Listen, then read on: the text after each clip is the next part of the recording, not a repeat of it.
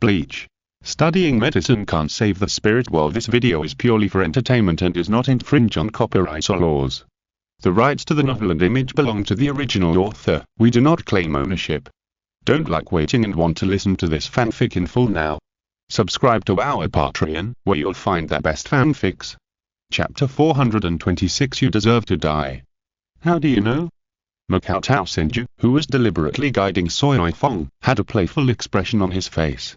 He was going to tell the real source of the instant buzzing as planned, and put the blame on Yorishishoin and kiss Yukirihara, so as to use Yorishishoin to stimulate Seireitei. Makoto Senju suddenly realized something. It seemed that, relatively speaking, Yorishishoin's status in Seireitei's heart might not be as good as another person. Thinking of this, Makoto Senju scratched his head, as if he was recalling something. He almost finished making up a story in a flash and spoke. Let me think, how did I know? It was many years ago and I went to Hutomundo to hunt down a special hollow. On the way, I killed an Abchikate and accidentally found the soul of a Shinigami that had not been completely digested in its stomach. That soul of the Shinigami seemed to have been digested to the point of losing its own consciousness. It was just instinctively repeating some things that were deeply remembered. When Seireitei heard this, she felt as if her mind was struck by a bolt of lightning.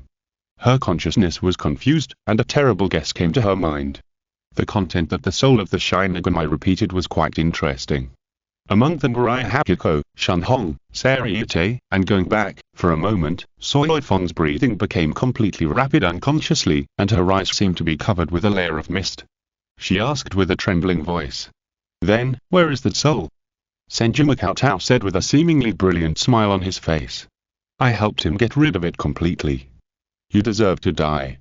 The next moment, a hysterical scream sounded, and Seireitei's spiritual pressure was soaring like crazy out of control, and her eyes had already turned red, without a trace of hesitation, let alone a trace of hesitation.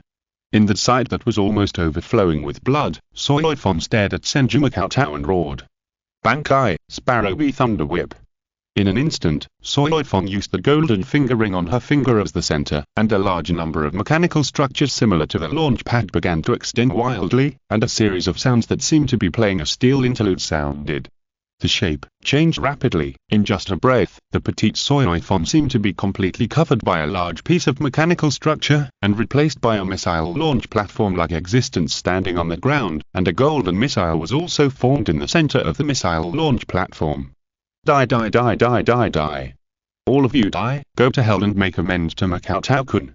Amidst the roars, Seireitei released the Bankai Sparrow V Thunder Whip without hesitation almost the moment it was formed, and she didn't aim at Senju Makoto at all. Or rather, with the power of Sparrow V Thunder Whip, there was no need to aim at all. Crazy, Seireitei's move undoubtedly stunned Senju Makoto. This idiot not only wants to kill his enemy, but seems to be completely stimulated, intending to completely evaporate himself in the power of Sparrow V Thunder Whip. The next moment, in the somewhat confused eyes of Senju Makoto, the Sparrow V Thunder Whip that was still on the launch pad was directly detonated by Seireitei. Senju Makoto. Boom.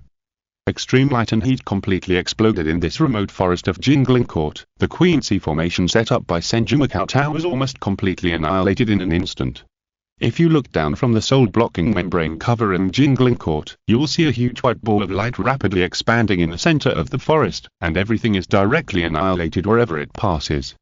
Moreover, the huge heat wave caused by this terrifying explosion is almost like a tsunami, and it quickly rolls towards the entire Jingling Court in a ring shape, and countless houses are directly blown down wherever it passes. In the entire Jingling Court, countless death gods and nobles are staring at the direction of the forest in horror, watching the huge mushroom cloud gradually forming as the ball of light dissipates.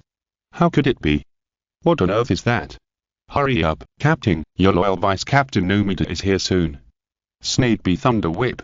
This is a Bankai that is forbidden to be used in the Seireitei, and can only be used within the Soul Society with the permission of the Central 46th Chamber. Oh no, Captain Seireitei is forced to this extent. Is it Kurosaki Makoto? In an instant, it can be said that as the huge mushroom cloud rose in the forest, and the violent heat wave destroyed large areas of the entire Seireitei, a large number of ordinary Shinigami and nobles who did not know what was going on were panicked by this power. In addition, Seireitei violated the ban and used Bankai Snappy Thunder Whip, which also caused a large number of captains who could not sit still to quickly support in the direction of the forest. However, when a large number of Shinigami rushed to the terrifying bowl-shaped pit in the forest, both Senju Cheng and Seireitei were completely gone. As a large number of figures wearing captain's feathers appeared at the scene, looking at the amazing traces of battle, their expressions could not help but reveal a bit of complexity. Captain Seireitei's spiritual pressure is totally undetectable. Did they both perish? Things don't seem to be that simple. This twisted and terrifying Bankai has a coverage area that is far beyond the range, so this result doesn't seem surprising. Indeed, if it were me, I would probably die, not to mention a mere Quincy. It's a pity for Captain Seireitei. At the same time, at the bottom of the deep pit in front of a large number of captains, the surface temperature was still as high as thousands of degrees, like magma, hundreds of meters underground. Senju Cheng held Seireitei in his arms, one hand around Seireitei's waist, restraining Seireitei's movements, and the other hand covering Seireitei's mouth to prevent Seireitei from making any sound. After using the extremely twisted Sparrowy Thunder Whip, almost all of Seireitei's spiritual power was completely drained, and the whole person had no strength at all. However, what made Seireitei's eyes despair was that the guy in front of him was actually unscathed under the terrifying power of the Sparrowy Thunder Whip. What was even more humiliating was that the other party actually had the energy to save herself from the terrifying power that did not distinguish between friend and foe, and she was hidden underground in such a shameful posture. Tears of humiliation unconsciously flowed from the corners of Seireitei's eyes, who was completely unable to resist. Chapter 427 Calm down. At this moment, Senju Cheng's attention was almost absolutely focused on any slight movement on the ground. This situation was deliberately guided by Senju Cheng from the beginning. The power of Bankai Sparrowy Thunder Whip, which is already considered to have touched the forbidden level of power, can not only temporarily create the possibility of the identity of Kurosaki Cheng being suspected of death, but also force Seireitei to leave the stage in this way. The Second Division and Secret Maneuver. In a sense, this special division is undoubtedly the important eyes of the 13th Division to monitor the Soul Society and even the real world, among which many nobles are also included. Therefore, Senju Cheng intends to take the opportunity to expand the situation and spread the chaos to the nobles. Then the Second Division must be in a state of chaos, otherwise once the nobles are destroyed, the 13th Division will be aware of it at the first time. As for what situation will cause chaos in the Second Division, Senju Cheng, who has experienced the defection of Shifen Yuan or Rishi, naturally knows that nothing is more important than the defection or disappearance of the captain. However, what made Senju quite wary was whether such an exaggerated commotion would attract the attention of the Soul King Palace. The traces of the Bankai Sparrowy Thunder Whip undoubtedly completely alarm most of the captains to come over and investigate. One after another, the spiritual pressure that Senju was extremely familiar with was lingering, and a large number of densely packed ordinary Shinigami's spiritual pressure was scattered to search for possible important traces. The only thing that made Senju a little regretful was that even with the amazing power of Bankai Sparrowy Thunder Whip, it still failed to lure Yamamoto Seireitei Shibukuni out of the first team's quarters. As expected of the captain-in-chief, you were not moved by such a situation? Senju sighed secretly, and suddenly felt his chest a little wet. When he looked down, Senju noticed that Seireitei's eyes had become a little dead and grey, which made Senju's expression a little moved, and he subconsciously raised his hand to help Seireitei wipe away some tears. However, before Senju Cheng's fingers touched Seireitei's eyes had a few more traces of resolute and fierce warnings, like a bee that has lost its stinger but still tries to maintain its ferocity. Senju Cheng paused, and that hand gave up on helping Seireitei wipe away her tears, and instead hugged Seireitei's slender, soft, yet resilient waist again. Then, Senju Cheng completely concealed his own and Seireitei's spiritual pressure, while using the ability of spiritual control to quickly travel underground. When Seireitei came to her senses and saw a dazzling light that was different from the underground again, she suddenly came to a familiar place that made Seireitei's heart ache. The secret underground space secretly opened up by Shifen Yuan or Rishi was undoubtedly the place where Seireitei practiced with Makoto countless times. However, since Makoto died in the bloody battle to protect the Expeditionary Corps in Hukomundo, Seireitei, who heard the bad news, never returned to this place again. How do you know this place? As Senju Cheng released the hand that covered Seireitei's mouth, Seireitei asked almost without thinking. But the next moment, before Senju Makatao could answer, Seireitei had already reacted, and said weakly and angrily. You bastard heard it from Makatao-kun again, didn't you? Didn't you? Bastard, if you have the guts, just kill me, or one day, I will definitely kill you no matter what. Makatao-kun. Are you talking about Senju Makatao? Senju Makatao asked with pretended curiosity.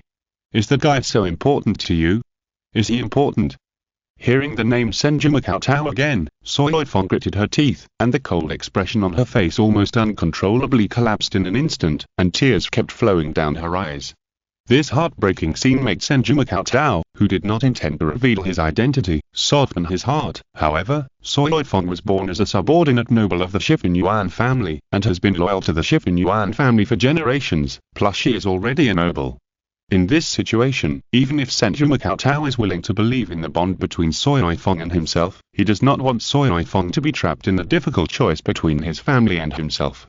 Therefore, at this stage, the only person that Senju Makatao can truly trust is Unohana Retsu, who was born in Rukongei and has a very deep bond with him. Feng, I'm sorry, but this is the greatest kindness I can give you. Senju Makatao suppressed some impulsive thoughts and said silently in his heart. Moreover, in this way, temporarily letting Seireitei escape from the vortex in the Seireitei, isn't it a kind of protection that Senju Makatao is implicitly giving Seireitei? One day, I will definitely kill you, no matter what. Let me go, kill you. Listening to Seireitei's weak and angry words that were a little incoherent, Senju Makatao loosened his hand around her waist. Suddenly, Seireitei's body, which was almost powerless except for the use of Bankai Sparrow Thunder Whip, fell limp again, and, because Seireitei instinctively wanted to attack Senju Makatao, Seireitei fell towards Senju Makatao and threw herself into Senju Makatao's arms again. And this, undoubtedly made Seireitei even more angry and desperate.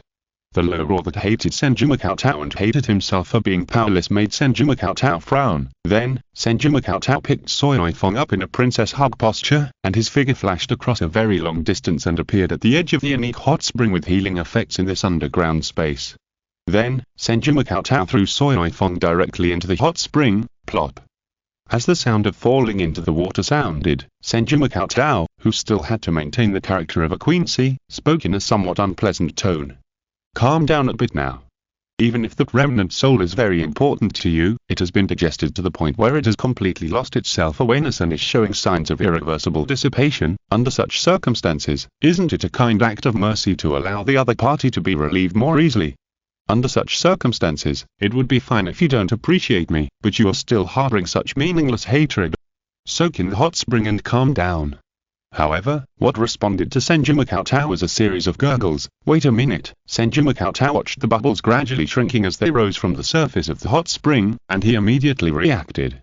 The heavy burden caused by Ai Hakiko's use of her Bankai Sparrow Thunder Whip seems to have almost completely deprived her spirit of the ability to move. If you're listening to this novel on a channel other than Fanfic World, it means they downloaded and uploaded it without effort. We cordially invite you to visit our channel, Fanfic Novel, as there you'll find the original version of this story and you can explore many other novels of various genres. We're waiting for you to immerse yourself in a world of incredible novels. Chapter 428 Imtai Not Good. I'm drowning. Senju Makatao suddenly reacted and quickly jumped into the hot spring. At this moment, Seireitei, who was sinking to the bottom of the hot spring, was gradually becoming fuzzy, listening to the voices coming from the surface of the water. It seems that bastard was right, my hatred for him is meaningless. The important Makatao-kun. He is no longer here, and we clearly agreed to come back. It's all my fault. I'm incompetent and powerless. I clearly hit such a heart, but I didn't do anything, and I didn't say anything to Makatao-kun. Gurgle. Finally, Seireitei opened her mouth slightly, and the last bit of air that could be squeezed out of her lungs was completely filled with the hot spring water. Her weak body that couldn't move at all was unable to support Seireitei to leave the bottom of the water. It's fine, maybe I can see Makatao again in hell. I want to follow you. In a daze, Seireitei seemed to see a familiar figure approaching and stretching out his hand towards her. Makatao, are you here to pick me up?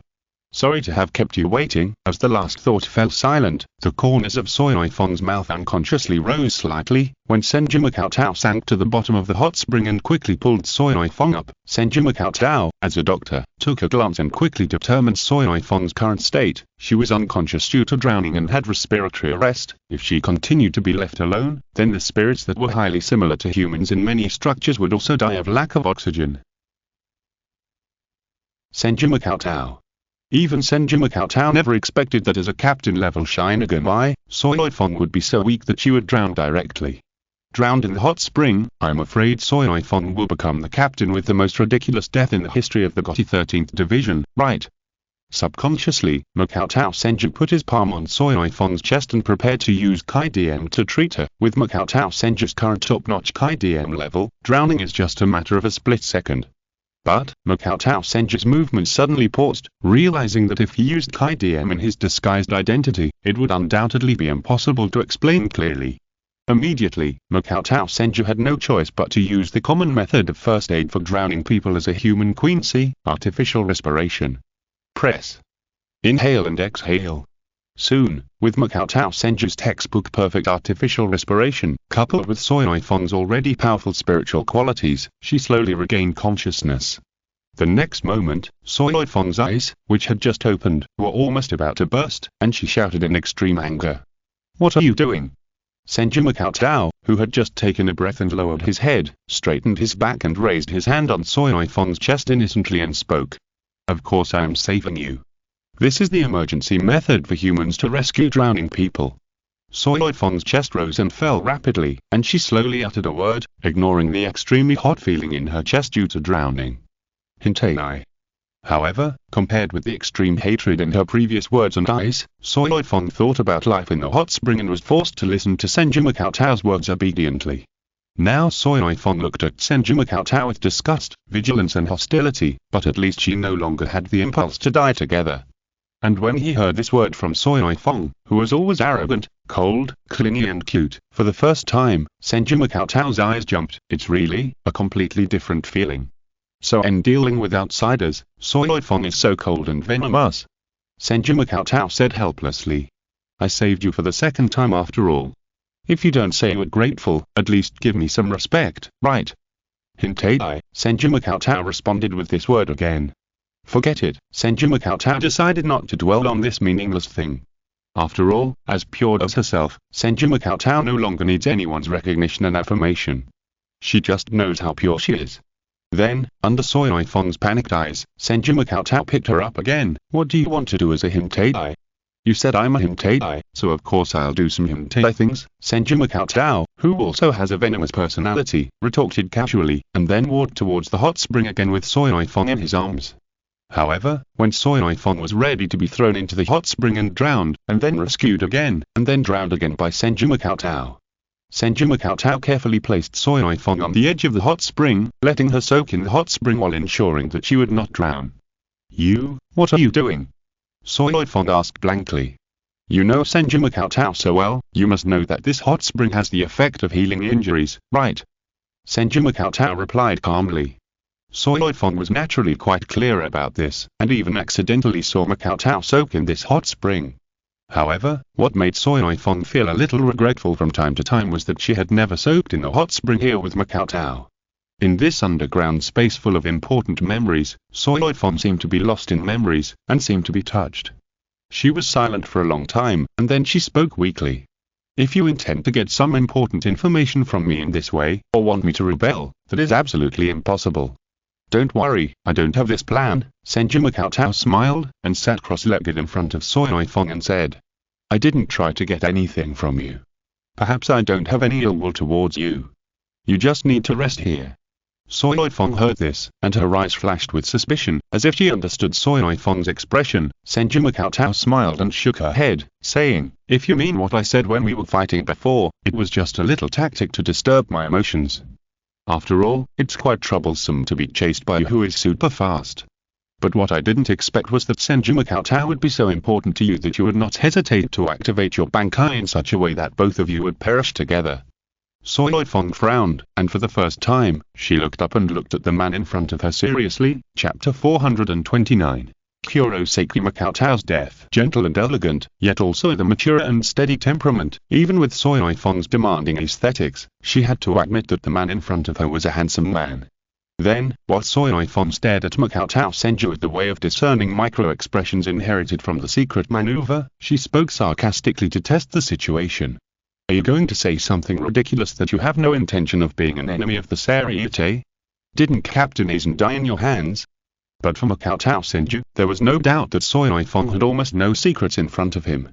From the inside out, there was nothing that Makoto Senju didn't know. Regarding these techniques of discerning micro-expressions, Makoto Senju had specially taught Soi Feng a few words back then. Moreover, with the expression management and acting skills of Makoto Senju and Aizen Sasuke, it was simply not possible to judge the truth from these little tricks. Makoto Senju sighed, shook his head, and said, "If I say that Aizen Sasuke's death has nothing to do with me, I'm afraid you won't believe it, right?" After a pause, Senju Makoto said with distress and helplessness, "It's just that I have always maintained a relatively friendly attitude with the Gotti. 13 inches that passed, and I have maintained a very good relationship with Captain Unohana, Captain Komamura and Captain Yukitoku. What reason do I have to kill Captain Aizen? Who knows what you really think as a Heiko?" Soi Feng said in a questioning tone. "It's also unavoidable to become a Heiko, because although the time is very short, Kachika Rukia can be regarded as my student in the real world. I can't watch Kachika Rukia take action to protect humans, but in the end she was sentenced to death by the Seireitei." When he said this, Senju Makoto's face showed just the right amount of anger and confusion, and he unconsciously pounded the ground heavily.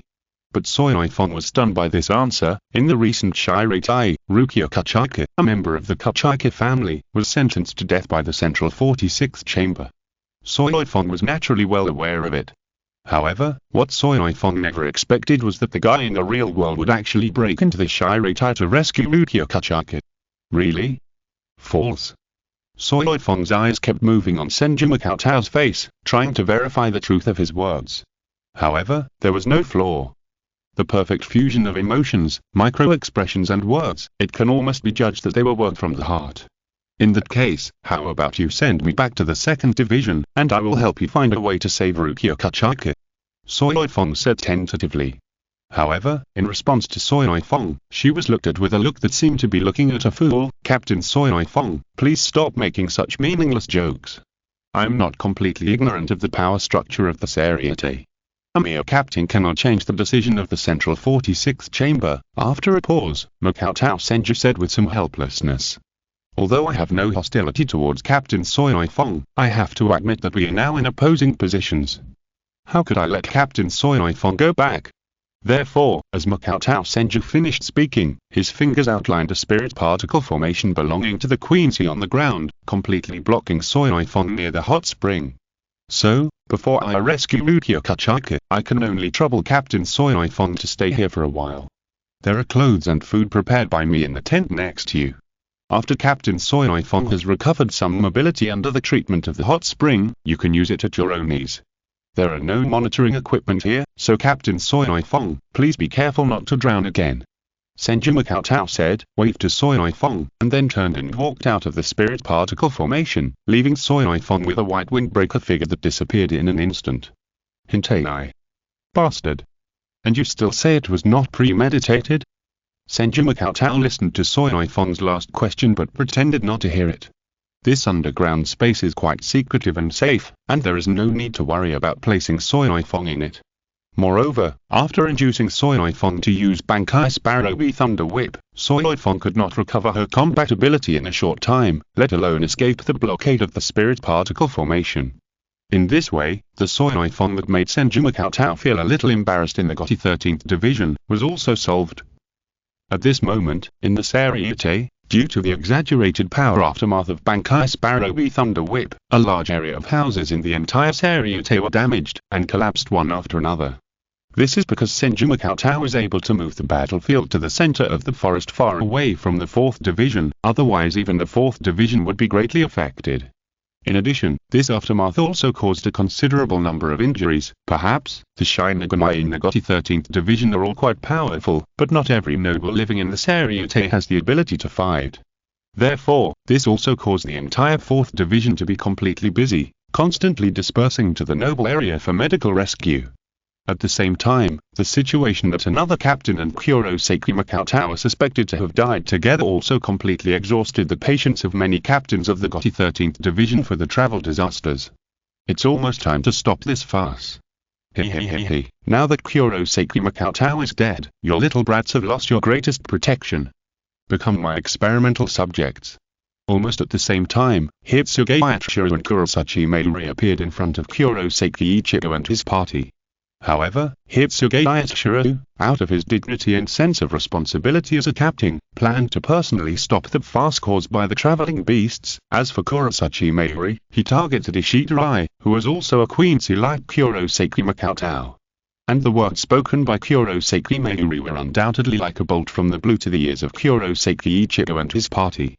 Uncle Kurosaki, dead. How is that possible? This despicable bastard must be lying. Kurosaki, teacher, seeing the changes in the expressions of Kurosaki Ichigo, Ishirai and Inorai, Mayuri's eyes could not help but reveal a full of satisfaction, and he spoke. Yeah, it's a pity, Kurosaki Mayuri said, his mouth wide open, revealing his neat yellow teeth. The living test subject is obviously more valuable, but the body is now lying in my Technology Development Bureau, waiting for you to keep it company. Chapter 430. Arrogance. Damn it. Kurosaki Ichigo's body almost instantly erupted with a powerful spiritual pressure, causing Hitsuge Itoshiro's expression to change slightly.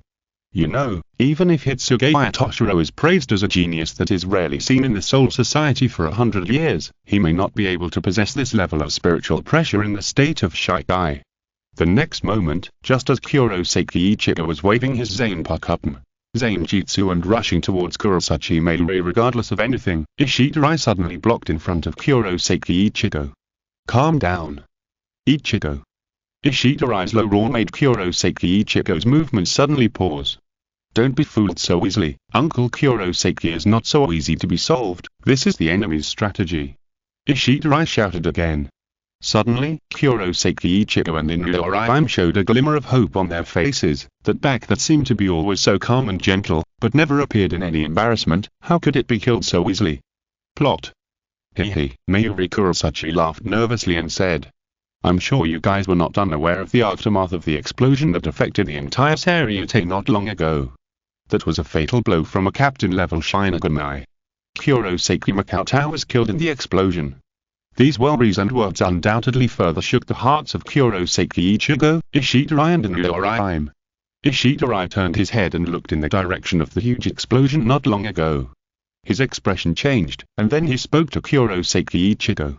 Kurosaki Ichigo, it seems that I can't continue to go with you to rescue Kachika Rukia. What? Kurosaki Ichigo was stunned. Ishirai gritted his teeth and spoke. I must see the condition of Uncle Kurosaki with my own eyes.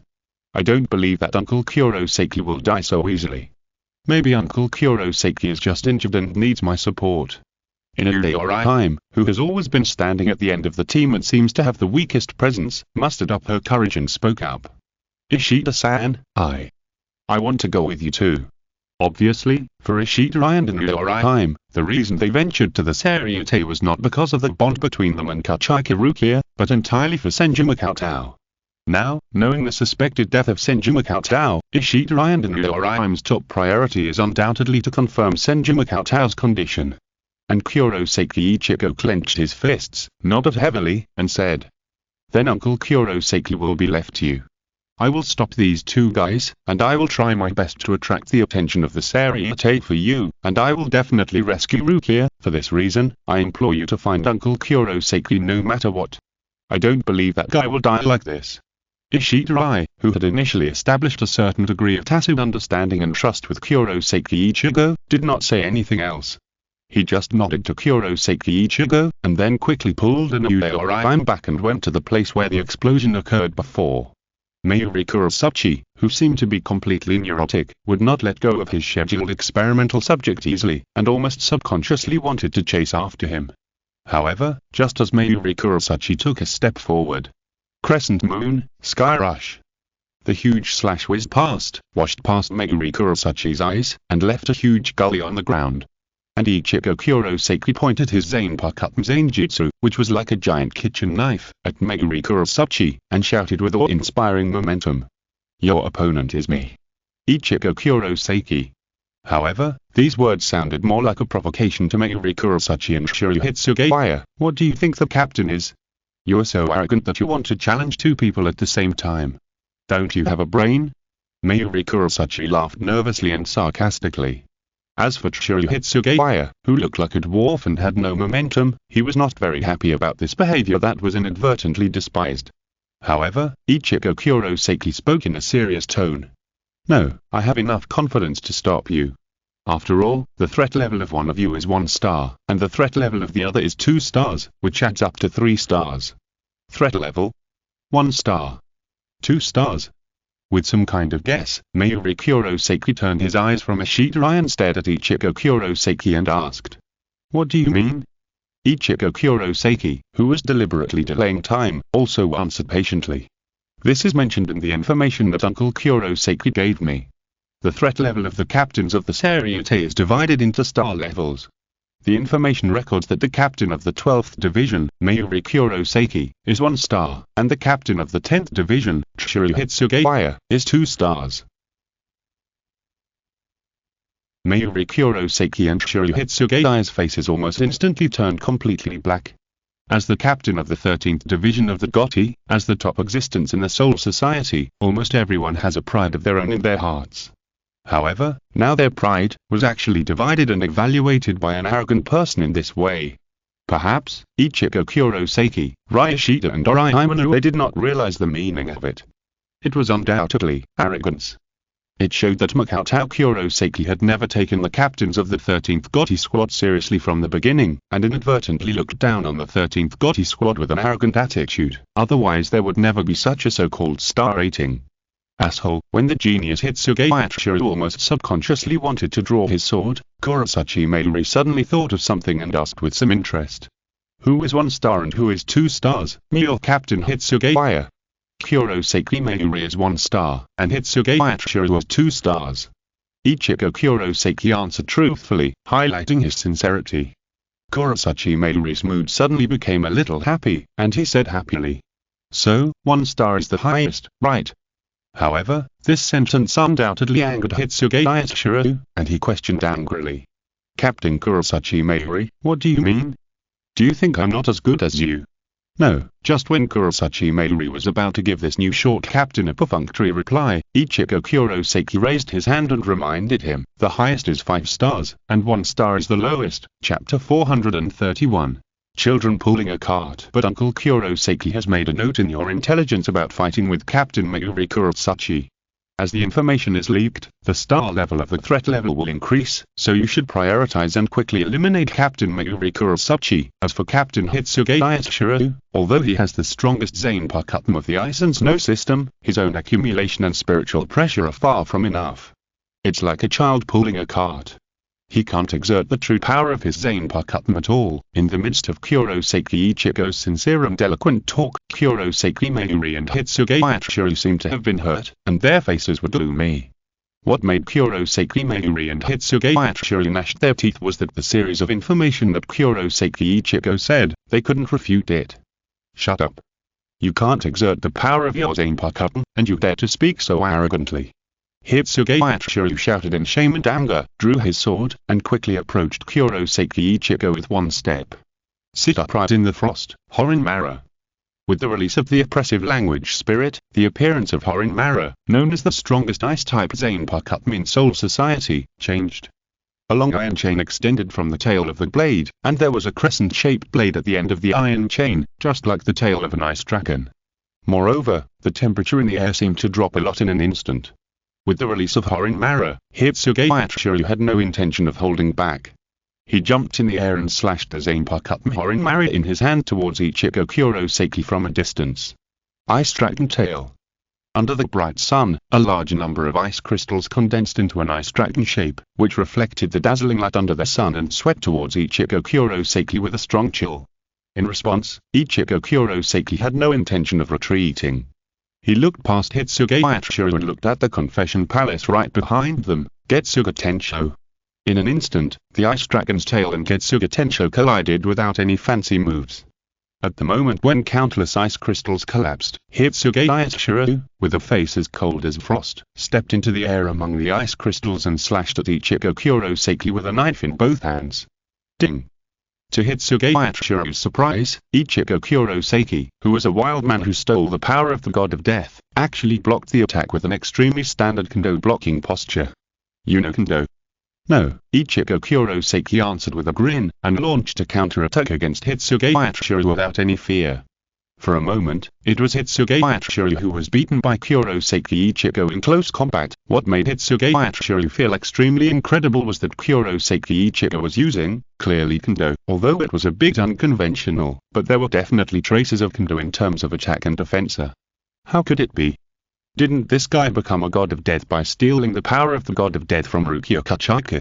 This unexpected situation made Hitsuga Ichiro frown tightly, and under the pressure of Kurosaki Ichigo step by step, the chain at the end of his zanpakutō Horinmara suddenly swung towards Kurosaki Ichigo. Kaka, although Kurosaki Ichigo keenly blocked the chain with Zanjutsu, the part that was entangled by the chain quickly turned into ice. The next moment, the blade of zanpakutō Zanjutsu seemed to be covered with a layer of Getsuga Tenchong that was entangled but not released, and the forced rush blocked the ice, and the body retreated back to create distance. Hitsuga Ichiro, who was slightly out of breath, stared at Kurosaki Ichigo and questioned, "Where did you learn kendo?" Kendo. In response to Hitsuga Ichiro's question, Kurosaki Ichigo couldn't help but feel a little confused and asked back, "Is this also considered kendo?" After a pause, Kurosaki Ichigo put his zanpakutō Zanjutsu on his shoulder, looked down at Hitsuga Ichiro with his height advantage, and said, "I just experienced a few days of jumping back and forth on the edge of life and death, and instinctively learned how to survive." As soon as these words came out, Hitsuga Ichiro felt that Kurosaki Ichigo was fooling himself. As a famous genius in the Soul Society, Hitsuga Ichiro graduated from the Shinen Spiritual Academy with an extremely fast record and became the captain, but this also caused Hitsuga Ichiro to have a relatively insufficient grasp of Zanfenzugiri. Among them, although Hitsuga Ichiro attaches great importance to kendo, as the captain at the moment, he is undoubtedly suppressed by Kurosaki Ichigo in the kendo battle. Moreover, he was insulted by Kurosaki Ichigo with such a nonsense attitude. What a joke! My decades of kendo practice, why would I be suppressed by you jumping around on the edge of life and death for just a few days? Bankai Dekumlan Horinmara.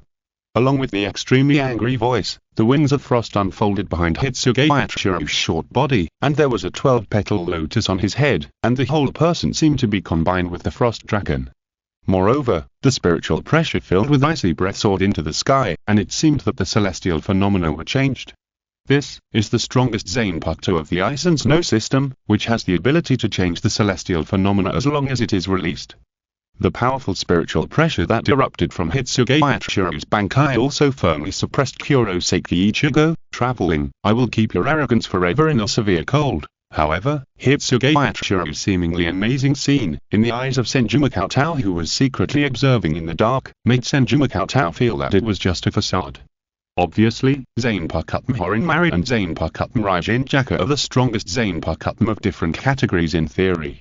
However, Hitsuga Ichiro, let alone comparing with Yamamoto Jinraisai Shichikuni, even Hitsuga Ichiro's Shikai and Bankai did not undergo any qualitative changes in Senju Makotao's eyes. The temperature has not changed in essence. On the surface, it seems that the amount of ice and frost that can be manipulated has increased significantly, but can such an increase really be regarded as Bankai? Senju Makotao took a deep look at the zanpakutō in Hitsuga Ichiro's hand, and could only attribute all this to the fact that Hitsuga Ichiro was too young to truly grasp this level of zanpakutō. It was for this reason that Senju Makotao's evaluation of Hitsuga Ichiro was a child pulling a big cart. Although he had the strongest zanpakutō of the Ice and Snow type, Senju Makotao judged it to be only at the level of 2 stars, slightly stronger than Road Guru Meikensei and Komamura Sujin. Chapter 432 The prototype of kendo and the situation was just as Senju Makotao judged. Hitsuga Ichiro, who had not been able to truly grasp the zanpakutō in his hand, did not gain an overwhelming advantage in the battle with Kurosaki Ichigo, even though he had released his Bankai. Instead, the two sides fought back and forth. This was undoubtedly a bit embarrassing. However, Hitsuge Toshiro's full strength burst gradually revealed the embarrassment of insufficient successes in front of Kuroseki Ichigo, who had mastered Bankai and Kendo. Seeing this scene, Kakushansui and Yukita, who were hiding in the dark, could not help but speak with a bit more suspicion. Yukita, do you feel that the Kendo of that young man looks familiar? Familiar? Yukita heard this, coughed lightly a few times, observed it carefully, then shook his head and asked, "Is there a problem?" "Well, if my guess is correct, the problem is quite big," Kakushansui spoke with a slightly more serious tone. "Although it is just a somewhat immature prototype, it seems to be a sword art similar to Captain Unohana's." Yukita suddenly turned his head and blurted out in disbelief, "How is it possible? I also find it incredible, but," Kakushansui pointed to his eyes and said, "I believe in my eyes and my intuition. This is indeed similar to the sword art of Captain Unohana 1,000 years ago." Yukita frowned, shook his head and refuted, "But Captain Unohana has never had any contact with this young man who has no luck with traveling. Moreover, Captain Unohana's sword art was not even taught to her disciple Senju Cheng, who still cannot let go of her. How could you teach it to a mere young man who has no luck with traveling?" Kakushansui fell into deep thought, and all kinds of speculations came to his mind and were quickly rejected. After a long time, Kakushansui slowly raised his head and said, "Perhaps there is only one possibility, that is, this young man who has no luck with traveling is a genius like the former Captain Unohana, and has mastered this sword art on his own. It seems that this is the only explanation." Yukita replied, "But if this is the case, we really can't let this young man who is in trouble continue to act recklessly." Kakushansui's tone was a little more serious, but he said it in a teasing tone.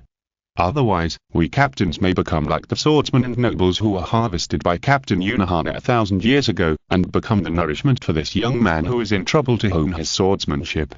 Actually, Yukita hesitated for a moment and said, "Hirasui, don't you think the appearance of this young man who is in trouble looks a bit like one of my former subordinates? And the name of that zanpakutō?" "Huh?" Kakushansui was stunned, and then he focused on the appearance of Kuroseki Ichigo. As a famous old pervert in the Seireitei, Kakushansui's habit is never to deliberately pay attention to the details of the appearance of others except women. After being reminded by Kitsuchiro, Kakushansui stared at Kuroseki Ichigo, who was fighting with Hitsuge Toshiro, and looked around carefully, and said a name. "Shibukayan." Yukita nodded and spoke slowly. "And judging by the age of this Kuroseki Ichigo, it seems to coincide with the time when Captain Shiba Ishin disappeared in the present world." After saying this, Kakushansui's expression became more solemn, and he spoke slowly. "If this is true, the meaning is completely different. Makoto Senju didn't know about the conversation between Kakushansui and Yukita, who were also hiding in the dark to observe Kuroseki Ichigo, and even if he knew, he wouldn't care. The prototype of Kuroseki Ichigo's kendo was secretly honed by Makoto Senju, but he didn't worry about causing trouble to Unohana. After all, the kendo that Unohana mastered is essentially a kendo that allows the body to remember instinctively and grow through constant battles to absorb a lot of nutrients. Thousands of years ago, countless corpses in the Soul Society became the nourishment for Unohana to practice kendo. Hundreds of years ago, Unohana, who had mastered a large number of kendo schools, provided nourishment for practicing kendo to Makoto Senju, and now, through the hellish practice in those few days, Makoto Senju secretly guided Ichigo Kuroseki's body instincts through the spirit arrows to produce the prototype of this special kendo. Next, the entire Jingliang is the nourishment that Makoto Senju prepared for Ichigo Kuroseki. After all, in the original trajectory, Ichigo Kuroseki's explosive ability is indeed very strong in Makoto Senju's view, and he always reverses the victory with explosiveness. But what Ichigo Kuroseki can't cover up is that his fighting is either a random slashing and a crescent moon rushing, or fighting like a beast instinct. Too ugly. For this reason, Makoto Senju, who intends to accelerate Ichigo Kuroseki's growth, deliberately helps Ichigo Kuroseki's instincts form the prototype of this kendo. And at this moment, the battle between Kuroseki Ichigo and Hitsuge Toshiro has entered the final fierce battle, and normally, for a battle between captains, the situation where both sides are similar in strength will naturally not end so quickly. But Hitsuge Toshiro is undoubtedly an exception.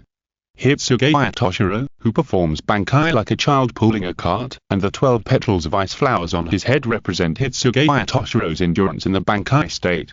If Seireitei's Bankai is the ultimate destruction and brilliance in an instant, then Senju Cheng can only evaluate Hitsugaya Toshiro's Bankai as weak and powerless with a duration calculated in seconds. Hitsugaya Toshiro, who knows that his state can no longer hold on, is shocked and no longer has the slightest hesitation. The frost wings behind him seem to expand a circle, and he rushes towards Kurosaki Ichigo with a desperate momentum. Dragon Rain Rag. Seeing this, Kurosaki Ichigo has no intention of dodging, but chooses to charge against Hitsugaya Toshiro. A large amount of blue spiritual pressure rose up and condensed on the blade of Zanjitsu in his hand. At this moment, Kurosaki Ichigo's spiritual pressure seemed to have broken through the previous limit again. Just relying on the state of Seireitei, it was almost completely comparable to Hitsugaya Toshiro's spiritual pressure. Crescent Moon, Sky, Charge. For a moment, it was as if a crescent moon and a frost dragon had completely collided with each other, strangling each other madly. Hitsugaya Toshiro's spiritual pressure also seemed to have increased under this collision. He gritted his teeth and persisted, roaring in a low voice. How could you lose to a mere travel disaster? What a child pulling a cart, die. Chapter 433 Round Battle. With the roar of Hitsugaya Toshiro, the whole person was wrapped in the materialized spiritual pressure, as if he had turned into a giant ice dragon and pressed down towards Kurosaki Ichigo little by little.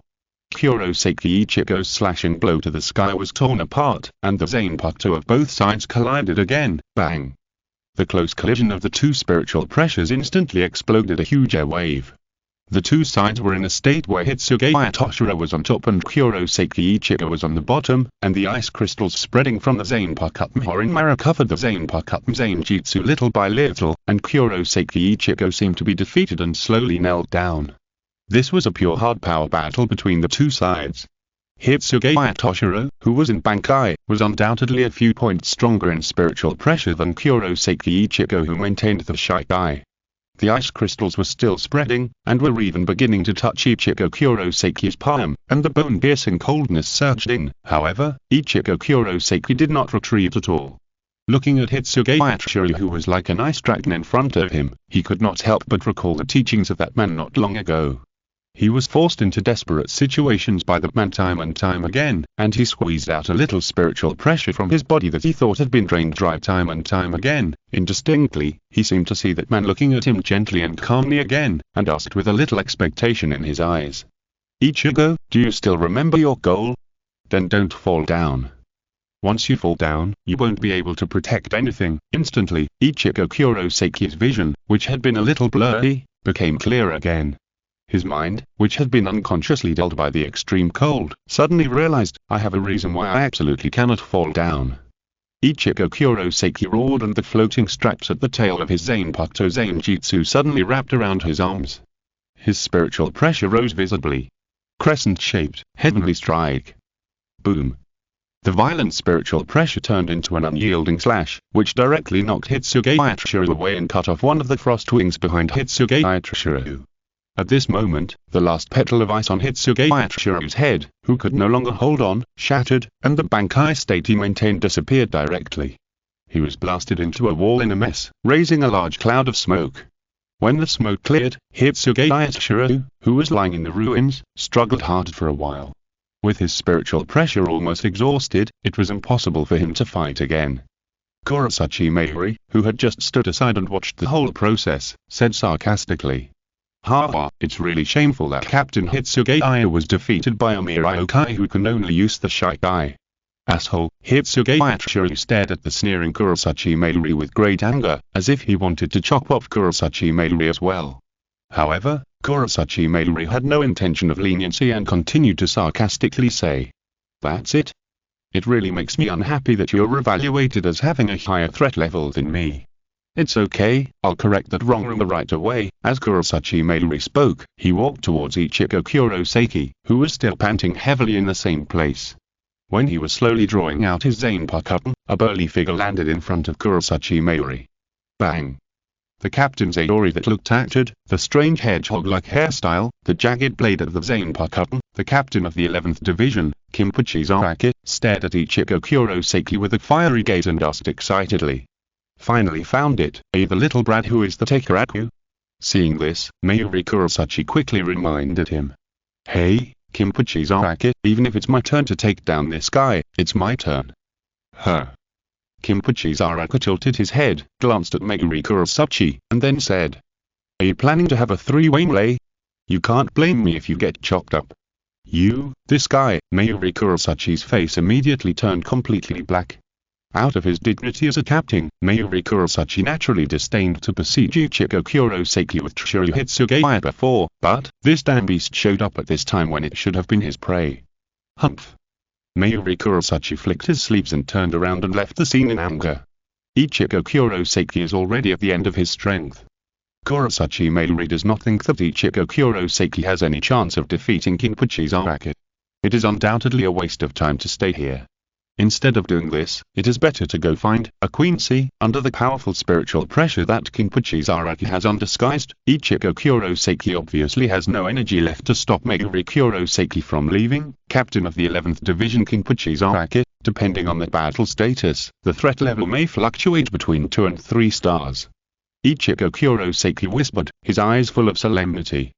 Kinpachi's Araki glanced at Ichigo Kurosaki, his interest instantly lifted, and he spoke. "Kid, you have good eyesight.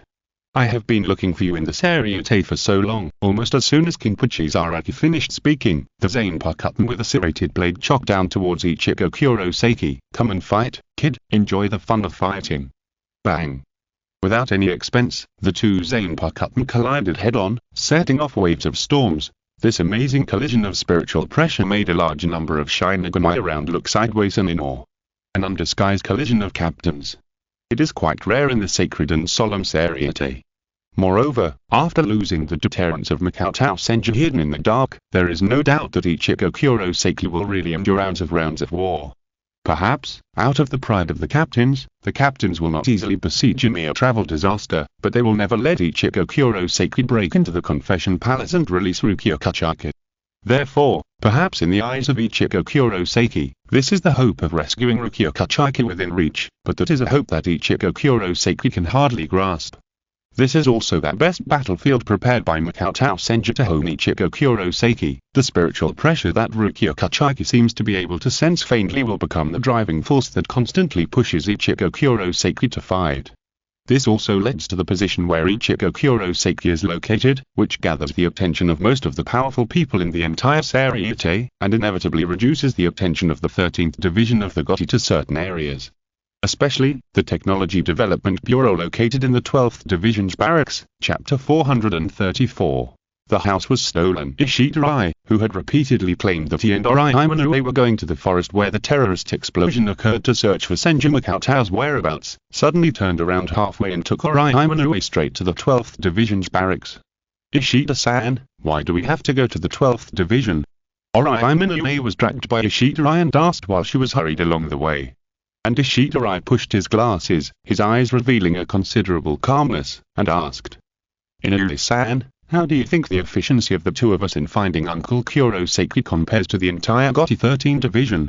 "Of course the Gotti 13 Division is much more efficient," Orihinue answered subconsciously.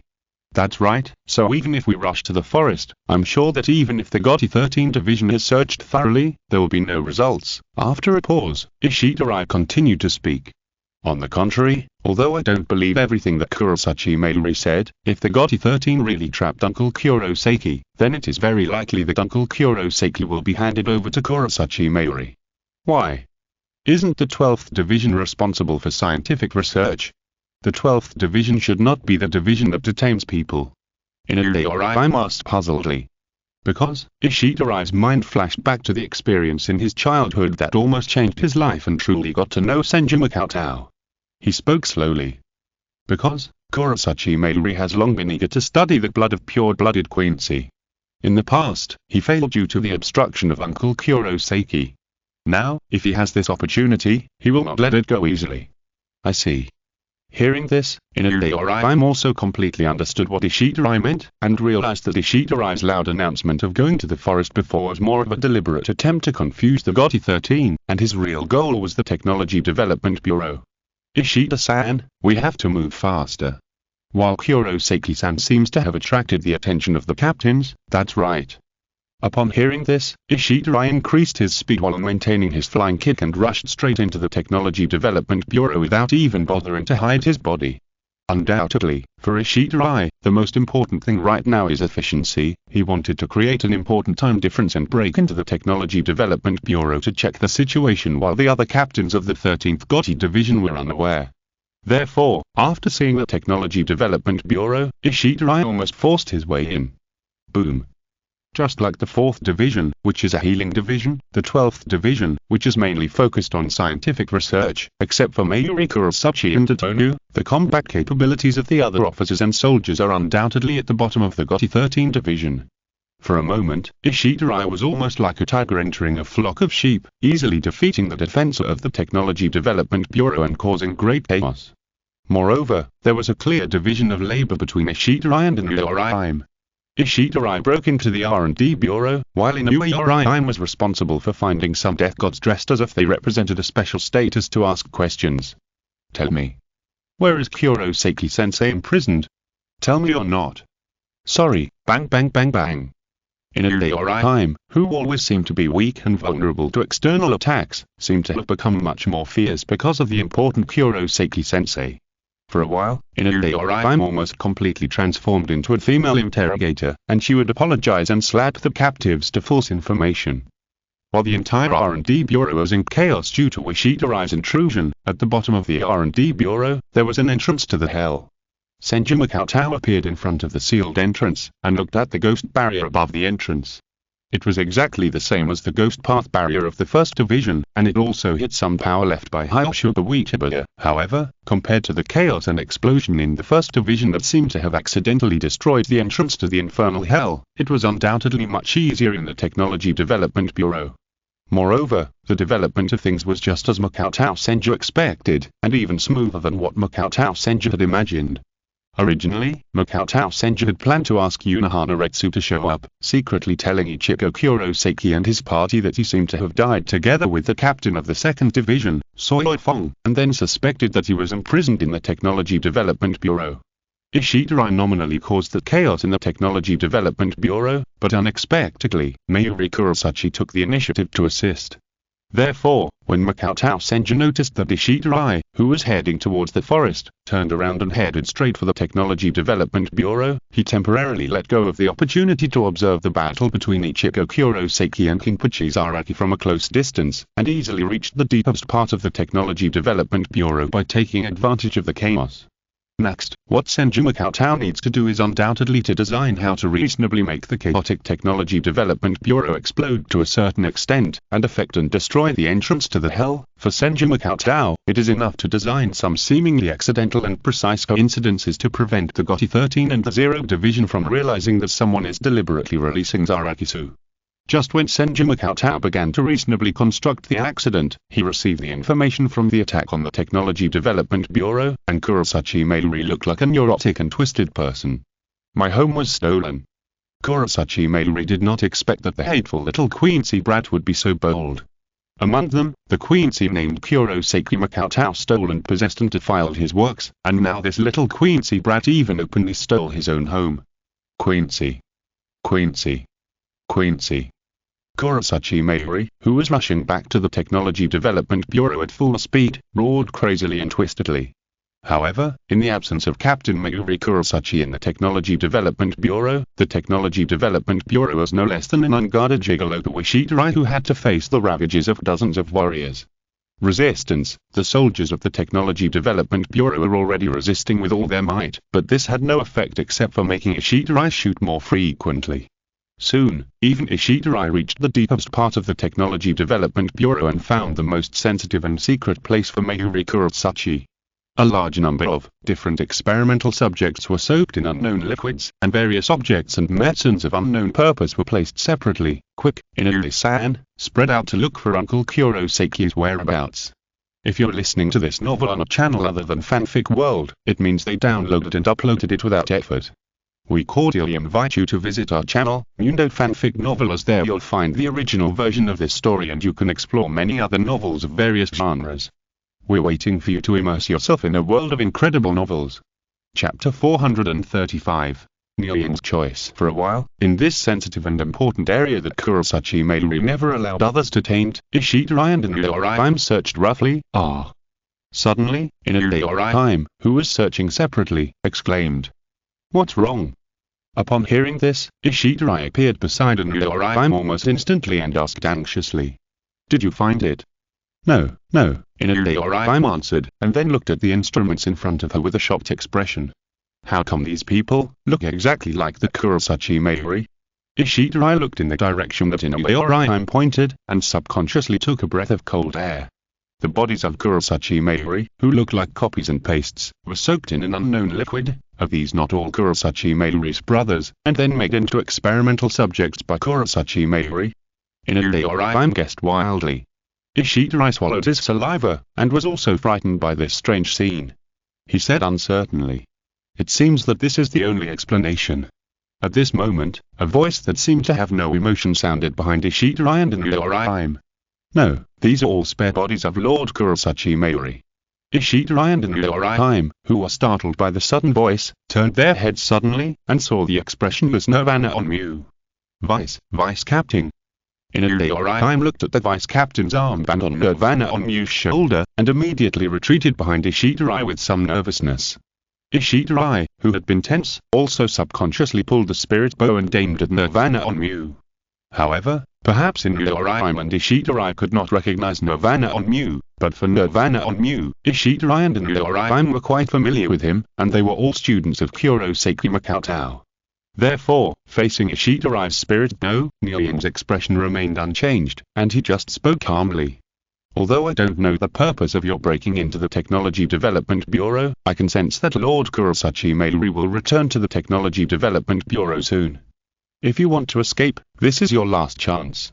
Leoraim seemed to be sensitive to the hidden concern in Nying's calm tone, and she spoke carefully. "We can leave, but return Mr. Kurosaki to us." Nying. At this moment, Nying's expressionless face almost visibly showed some loss of composure, and he asked hurriedly, "Manager? Is there something wrong with the manager?" Nying's abrupt reaction also made Ishidori and Leoraim startled, and then they realized something and asked, "The manager you are talking about is Mr. Kurosaki Makoto?" "Yes." Nying nodded. Leoraim heard this, her face lit up, and she said, "It seems that Mr. Kurosaki has been locked up in the Technology Development Bureau. We are also looking for Mr. Kurosaki. Can you help us?" Hearing this, Nying was silent for a moment, then shook his head and said, "The store manager is not in the Technology Development Bureau. I can confirm this. What we need to doubt is whether your source of information is true." After this, Ishidori and Leoraim looked at each other. "Were you deceived?" But the next moment, Ishidori and Leoraim's eyes showed some doubt about the truthfulness of Nying's words. "How can we be sure that you are not lying to us? You should be the vice captain of the 12th Division, right?" Leoraim asked carefully. Nying's eyes turned slightly to Ishidori and Leoraim's faces and said, "It doesn't matter whether you believe it or not. Lord Kurosaki Mayuri has returned." Almost at the same time that Nying's voice fell, the door was blown open, and Kurosaki Mayuri, who seemed to be surrounded by a terrifying aura, appeared in front of Ishidori and Leoraim. The eyes, which were almost bloodshot, did not look at Ishidori and Leoraim at first, but quickly scanned the entire research chamber. When Mayuri Kurosaki noticed the changes in the places compared to the original appearance, his expression became more and more terrifying. "Do you know that for a scientist, outsiders are absolutely not allowed to set foot in the research site?" A sentence that was almost squeezed out from between teeth, containing extreme anger, floated into the ears of Ishidori and Leoraim. The appearance of Mayuri Kurosaki was not the slightest surprise to Ishidori, or it could be said that he had expected it. Ishidori's expression froze, and the spirit bow in his hand turned to aim at Mayuri Kurosaki, and said, "Where is Uncle Kurosaki? Hand him over." He. Mayuri Kurosaki's weird neurotic laughter sounded again, and he said, "That guy, I cut him into countless pieces and rushed them into the sewer of Seireitei. By now, he should have flown into Cheng-ge and been enjoyed by many residents as a delicacy, right?" "You." Just when Ishidori could hardly suppress his anger, Nirvana on Mew spoke up. "Sir, there is no corresponding record in your recent experimental records. After saying this, Nirvana Mayuri's expression became even more angry, staring at Nirvana Onmu and said, "Otonashi, are you planning to betray me?" Nirvana Onmu subconsciously lowered his head and said respectfully, "I dare not. Everything about Sir Mayuri is supreme to me." Okay. Nirvana Mayuri turned his eyes, pointed his finger in the direction of Inuyoriime, and said, "Then you kill that human woman named Inuyoriime now." Paused. Nirvana Mayuri laughed strangely and reminded, "Don't blame me for not reminding you. This woman should be very important to Kurosaki Makoto, a student or a lover." Instantly, Nirvana's seemingly calm face changed visibly, and then he nodded and replied, "Yes, Lord Kurosaki Mayuri." Then, Nirvana's sound instantly burst out with a speed far beyond that of an ordinary vice-captain-level death god, and went straight towards the direction of Inuyoriime. His cold and ruthless appearance seemed to intend to kill Inuyoriime instantly. Don't even think about it. Seeing this, Ishidarai shot out the spirit arrow in his hand, pointing directly at the vital points of Nirvana's body. Nirvana, with a calm and cold look, seemed to be unable to react, and seemed to be confident that he could block the spirit arrow with the strength of his spirit body, and went straight to meet it without any intention of dodging. Chapter 436 Because I'm Not Afraid. Swoosh. The spirit arrow flew past, and in the blink of an eye it was in front of Nguyen's eyes, and Nguyen still didn't react, as if it was about to pierce Nguyen's chest. At this critical moment, a zanpakutō fell from the side, instantly shattering the spirit arrow. Kurosaki Mayuri slowly retracted his zanpakutō, staring at Nguyen with eyes that seemed to have widened in anger, questioning, "Why don't you hide?" Nguyen answered expressionlessly, "Because I'm not afraid." "Not afraid? Why not?" Kurosaki Mayuri squeezed out these words from his teeth. "Not afraid means not afraid." Nguyen's tone was calm, as if he had no fear of death at all. The next moment, Kurosaki Mayuri slapped Nguyen with his backhand and sent him flying, saying, "A failure. An absolute failure. Has your ability to judge danger deteriorated since you went to the real world? Or has your preset combat consciousness been confused? No, you were played with. That's why you did such a stupid thing, Kurosaki Makoto, you bastard." The conflict between Mayuri Kurosaki and Nizumi Onmu made Ishidarai and Inuyoriime look at each other, somewhat confused about the cause of the internal conflict. However, from Mayuri Kurosaki's muttering full of hatred towards Senju Makoto, there was no doubt that they could understand a meaning. That is, Senju Makoto definitely did not fall into Mayuri Kurosaki's hands, otherwise he would not be so helpless and furious now.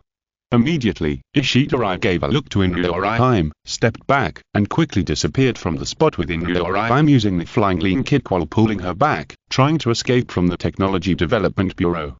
However, when Ishidarai was about to leave the R&D Bureau, the figure of Kurosaki Mayuri wearing the captain's Adori appeared in front of him. "You want to run now? Do you think too little of the R&D Bureau?" Kurosaki Mayuri said sinisterly, looking at Ishidarai as if he was looking at a struggling prey caught in a trap.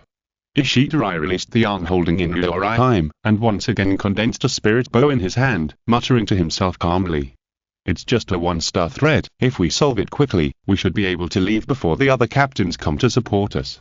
When these words sounded, Kurosaki Mayuri was so angry that veins popped out of his body. 1 star. "Quincy kid, I will definitely study you thoroughly and keep your consciousness forever," Kurosaki Mayuri said angrily. However, at the moment when Mayuri Kurosaki finished speaking, Ishidarai released a rain of spirit arrows from his hand, covering the area. In response, Mayuri Kurosaki casually took out a small prop from his arms and threw it in front of him. Bang! In the blink of an eye, the prop instantly expanded to form a spirit light curtain that blocked the spirit arrow rain. Ding ding ding, a large number of spirit arrows fell on the spirit light curtain, but not only did they fail to effectively damage the spirit light curtain, but they seemed to be absorbed by the spirit light curtain, making the spirit light curtain more stable. "Quincy kid, maybe you think that this is the first time I fight you, but have you forgotten one thing?" Mayuri Kurosaki said with a complacent and arrogant neurotic laugh, as if his research results had been fully verified. "A few years ago, I was able to fight with that guy Kurosaki Makoto. This spirit light curtain is a defensive item I developed based on your Quincy's spirit arrows." At this point, Kurosaki Mayuri clenched his fists and spoke as if to make an announcement. "So, for you Quincy, 1 star. I'm at least 5 stars. However, before Kurosaki Mairi could finish his words, a burly and muscular monster suddenly appeared in the rain of spirit arrows. Ishidarai. Muscle dragon form. In Kurosaki Mairi's eyes, the shirtless Ishidarai looked like a wild beast. His body was slightly tilted, and his shoulders were the power point. The power structure of the whole person formed a stable triangular state. And this was the move that Ishidarai accidentally saw Senju Cheng use. Although Senju Cheng never admitted that he had used this move, Ishidarai believed that he had mastered the essence of this move while exploring it on his own. The name of this move is Iron Mountain Lean. With Ishidarai's roar, all his strength was almost unbelievably concentrated on the point on his shoulder, and he crashed into the spiritual light curtain. Bang! The spiritual light curtain shattered, and Ishidarai crashed into Kurosaki Mairi's body. At that moment, the aftermath of the power centered on Ishidarai spread out in all directions, causing cracks to appear inch by inch. In addition to the sound of a series of broken bones on Kurosaki Mairi's body, who was wearing the captain's Aori, he was almost knocked away like a piece of rag. Boom. Until Kurosaki Mairi was not far away against a steel wall, his whole body was deeply trapped in it. Humph, you want to discredit my uncle Kurosaki to this extent? You should be able to withstand my muscle dragon form Iron Mountain support first. Ishidarai said disdainfully, and even spit on the ground.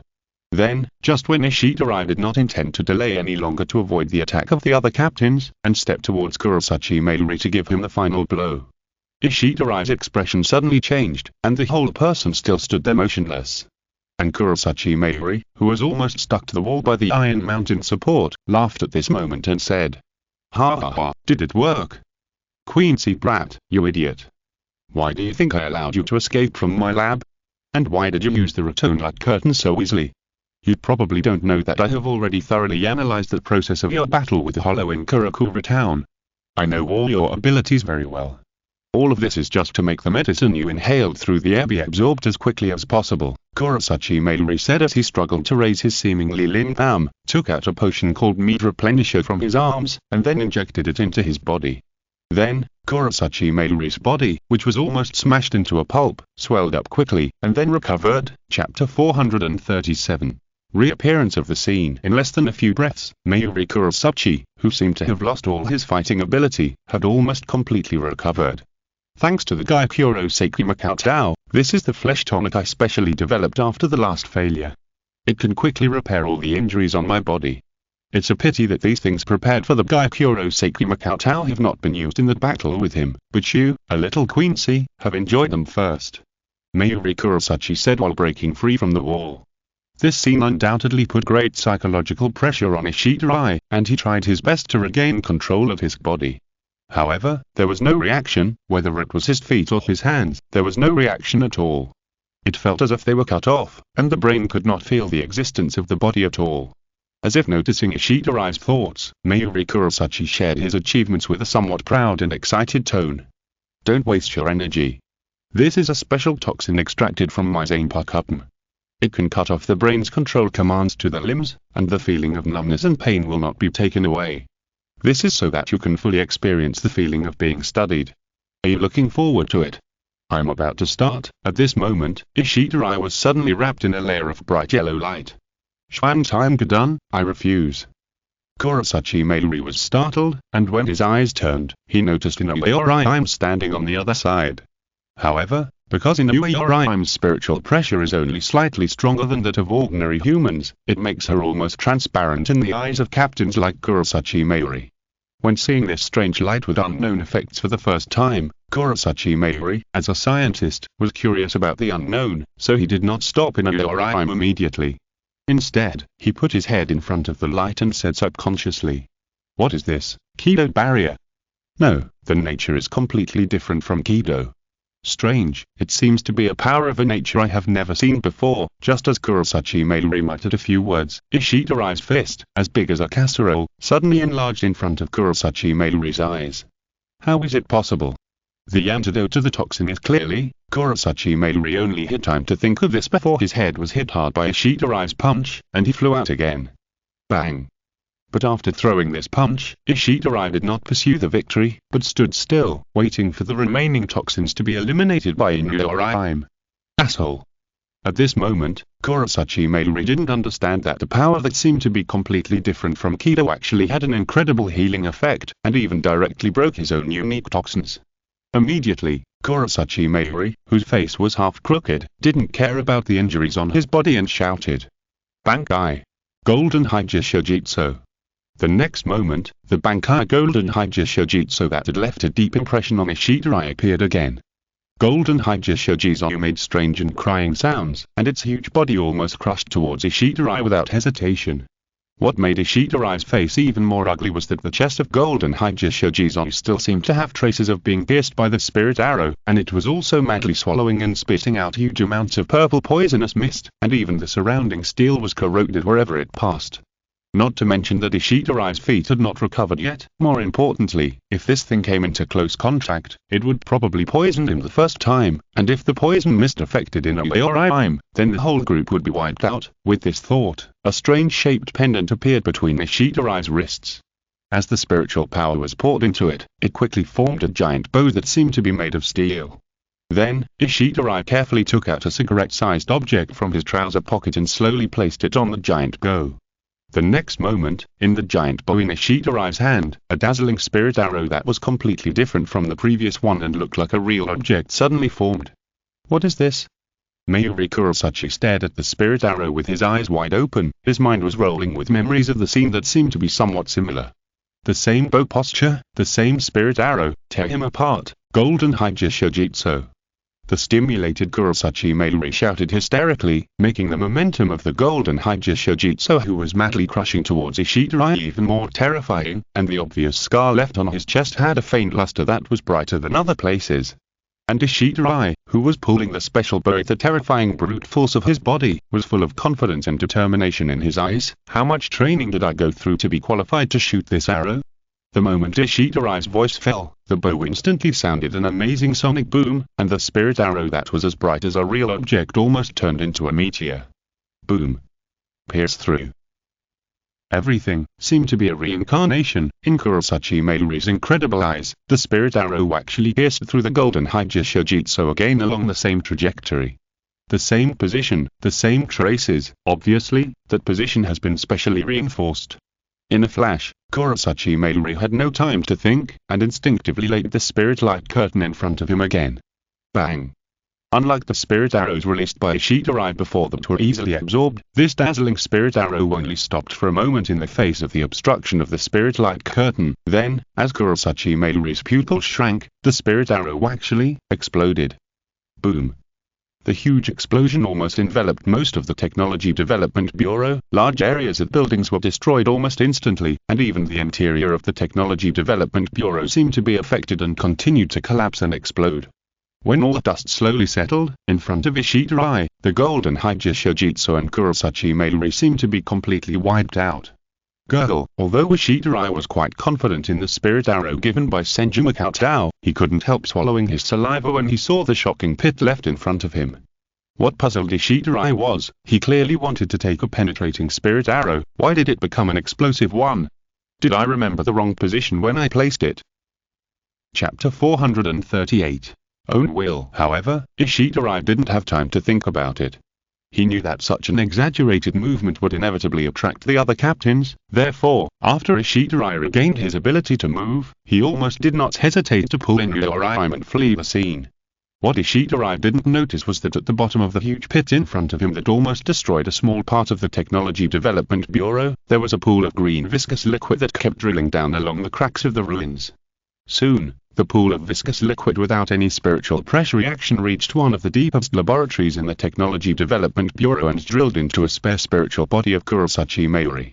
A moment later, the body soaked in the strange liquid suddenly opened its eyes and spoke almost subconsciously. Kurosaki Makatao. Anger and hatred almost distorted the face of Kurosaki Mayuri, who had just regained consciousness in this spare body. After so many years of preparation, everything he had to deal with Kurosaki Makatao, he was defeated so easily by Ishirai, who inherited Kurosaki Makatao's shadow. This was undoubtedly the biggest irony for Kurosaki Mayuri, who was actually very proud. He tried hard to catch up, tried hard to retaliate. In the end, he couldn't even beat Kurosaki Makatao's disciple. Bang! In anger, Kurosaki Mairi punched the glass in front of him fiercely. However, what surprised Kurosaki Mairi was that the glass used as the culture tank was not broken. Kurosaki Mairi. And until this moment, Kurosaki Mairi noticed that in this laboratory that had collapsed for the most part, in addition to himself and Nirvana Onmyu, who was supposed to be here, there was a third person. This person was a person that Kurosaki Mairi was very familiar with. The white windbreaker that seemed to be free of dust, the white hair, the gentle and matured face, Kurosaki Makatao. Kurosaki Mairi shouted out in a sharp voice, his tone full of incompetence and disbelief. Moreover, in front of Mairi Kurosaki, the one who was slapped to the ground by him before, Nirvana Onmyu, was lying in the arms of Senju Makatao, who seemed to be cared for by Senju Makatao. Bang! Mairi Kurosaki angrily punched the glass again, trying to break the glass that should have been extremely fragile, making a dull sound. Kurosaki Makatao. However, no matter how Mairi Kurosaki hit or shouted, all the movements seemed to be unable to be transmitted to the outside world. Not to mention Senju Makatao, even Nirvana Onmyu didn't seem to notice Mairi Kurosaki's existence. What's going on? Mairi Kurosaki's heart flashed with panic, and when his eyes were fixed, he noticed that the surroundings seemed to be wrapped in a layer of invisible spirit matter. Moreover, this layer of spirit matter seemed to have a unidirectional property, that is, it blocked the sound transmitted from the inside to the outside, and also blocked the outside from seeing the inside. At this time, the conversation between Senju Makatao and Nirvana Onmyu reached Mairi Kurosaki's ears. Atonashi, how did you get hurt like this? Does it hurt? Manager, I can control my nerves to actively cut off the pain, please don't worry. No, how can I not worry about you like this? Why did you leave that flower shop without saying goodbye and return to the Seireitei? In the incredible eyes of Kurosaki Mairi, the impression of Kurosaki Mairi was that there was no extra emotion in his impression, and later when he took Kurosaki Mairi back to the Seireitei for many experiments on different subjects, Kurosaki Mairi still did not show any emotion. At this moment, Kurosaki Mairi's face actually showed obvious emotional fluctuations, and his head turned to one side unnaturally. The agreement is over, so it's okay to leave the flower shop, right? The previous agreement is over, so let's make a new agreement, Atonashi, Senju Makatao said in a gentle tone. For a moment, under Kurosaki Mairi's gaze, Kurosaki Mairi, who had always been like a puppet without any thoughts of his own, had a look of desire on his face. Reject. Nirvana, reject it. Kurosaki Mairi roared, unable to bear the fact that the experimental subject he created was actually in a state that was completely beyond his own understanding. And as if he had heard Kurosaki Mairi's voice, Nirvana Otonzachi shook his head slowly and said expressionlessly, Sorry, manager, I cannot leave this laboratory without the permission of Lord Kurosaki Mairi, and Lord Kurosaki Mairi has arranged 37 experiments for me to conduct later. Instantly, Senju Makatao's face seemed to reveal a visibly sad color, and he sighed and said, I see, is this your decision? If this is your idea based on your own will, then I will respect it, Otonzachi. As soon as these words came out, Nirvana Otonzachi seemed to have opened the door to a new world, and his pupils slowly dilated. My own will. Do I want to stay in the Technology Development Bureau? No, I want to follow the manager. No. Lord Kurosaki Mairi is my creator, I must follow Lord Kurosaki Mairi's ideas first and foremost, and all the changes in Nai's expression were almost all seen by Senju Makatao. Wait, just when Senju Makatao was about to let go of Nai's expression, Nai's hand suddenly grabbed the corner of Senju Makatao's clothes, and his eyes, which seemed brighter than before, stared at Senju Makatao, and his tone seemed to be stating a fact without any fluctuation. Manager, my heart tells me that I want to follow you, I want to trim and cultivate flowers for you, handle those chores for you, and prepare daily meals for you. Just when Senju Makatao's expression seemed to be somewhat happy, Nai's tone was obviously sad. But, I must follow Lord Kurosaki Mairi's orders. Under the gaze of Kurosaki Mairi, who was so angry that his teeth were subconsciously grinding, Senju Makatao actually directly touched his important experiment gently. I understand, but Mairi Kurosaki seems to have died in the battle. I can no longer sense Mairi Kurosaki's spiritual pressure. In this case, his orders are no longer important, right? As soon as these words came out, Nying's expression became visibly complicated. No, Lord Mairi Kurosaki has many spare bodies.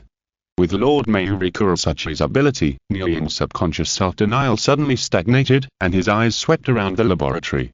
All the spare bodies of the experimental subjects he saw seemed to have been smashed by the collapsed laboratory. So, Lord Mayuri Kurosaki is really dead. Nyan said blankly, and the whole person was obviously in a trance. His hands subconsciously grasped the corner of Senju Makoto's clothes tightly. Chapter 439. Feelings. Mayuri Kurosaki is dead. When this possibility really emerged in his mind, Nyan felt that he was in a trance. The fixed thinking mode created by Mayuri Kurosaki in the past suddenly produced a huge impact. Mayuri Kurosaki had never imagined the possibility of his true death. For a moment, the impact of this reality on Nyan's mind was extremely huge. It was like Adam and Eve who were imprisoned in the Garden of Eden. They just had the idea of stealing apples, and suddenly found that God had killed them. This means that the rules and order that God had set for Adam and Eve seemed to no longer be important. In addition, Nyan's face also showed a sad look, and tears flowed from his eyes unconsciously. Lord Mayuri Kurosaki, this voice full of sadness not only surprised Senju Makoto, but also completely stunned the trapped Mayuri Kurosaki. Atonashi, is this feelings? And feelings for me?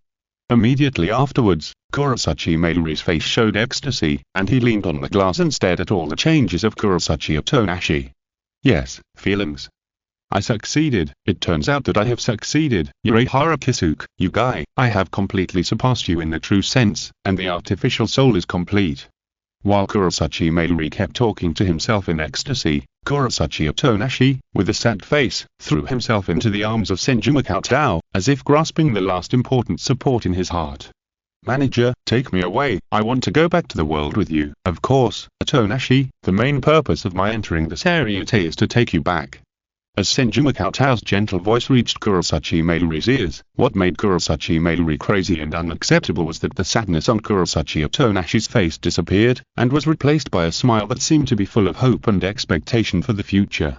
Moreover, when Makoto Senju stretched out his hand to pull Nyan up from the ground, Nyan did not even bother to check the laboratory. It seemed that he had been completely confused by Makoto Senju, and followed Makoto Senju to walk straight out of the laboratory.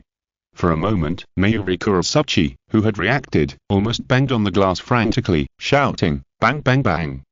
Atonashi, I'm here. Don't follow that bastard, can you hear me, Atonashi? This position, this position."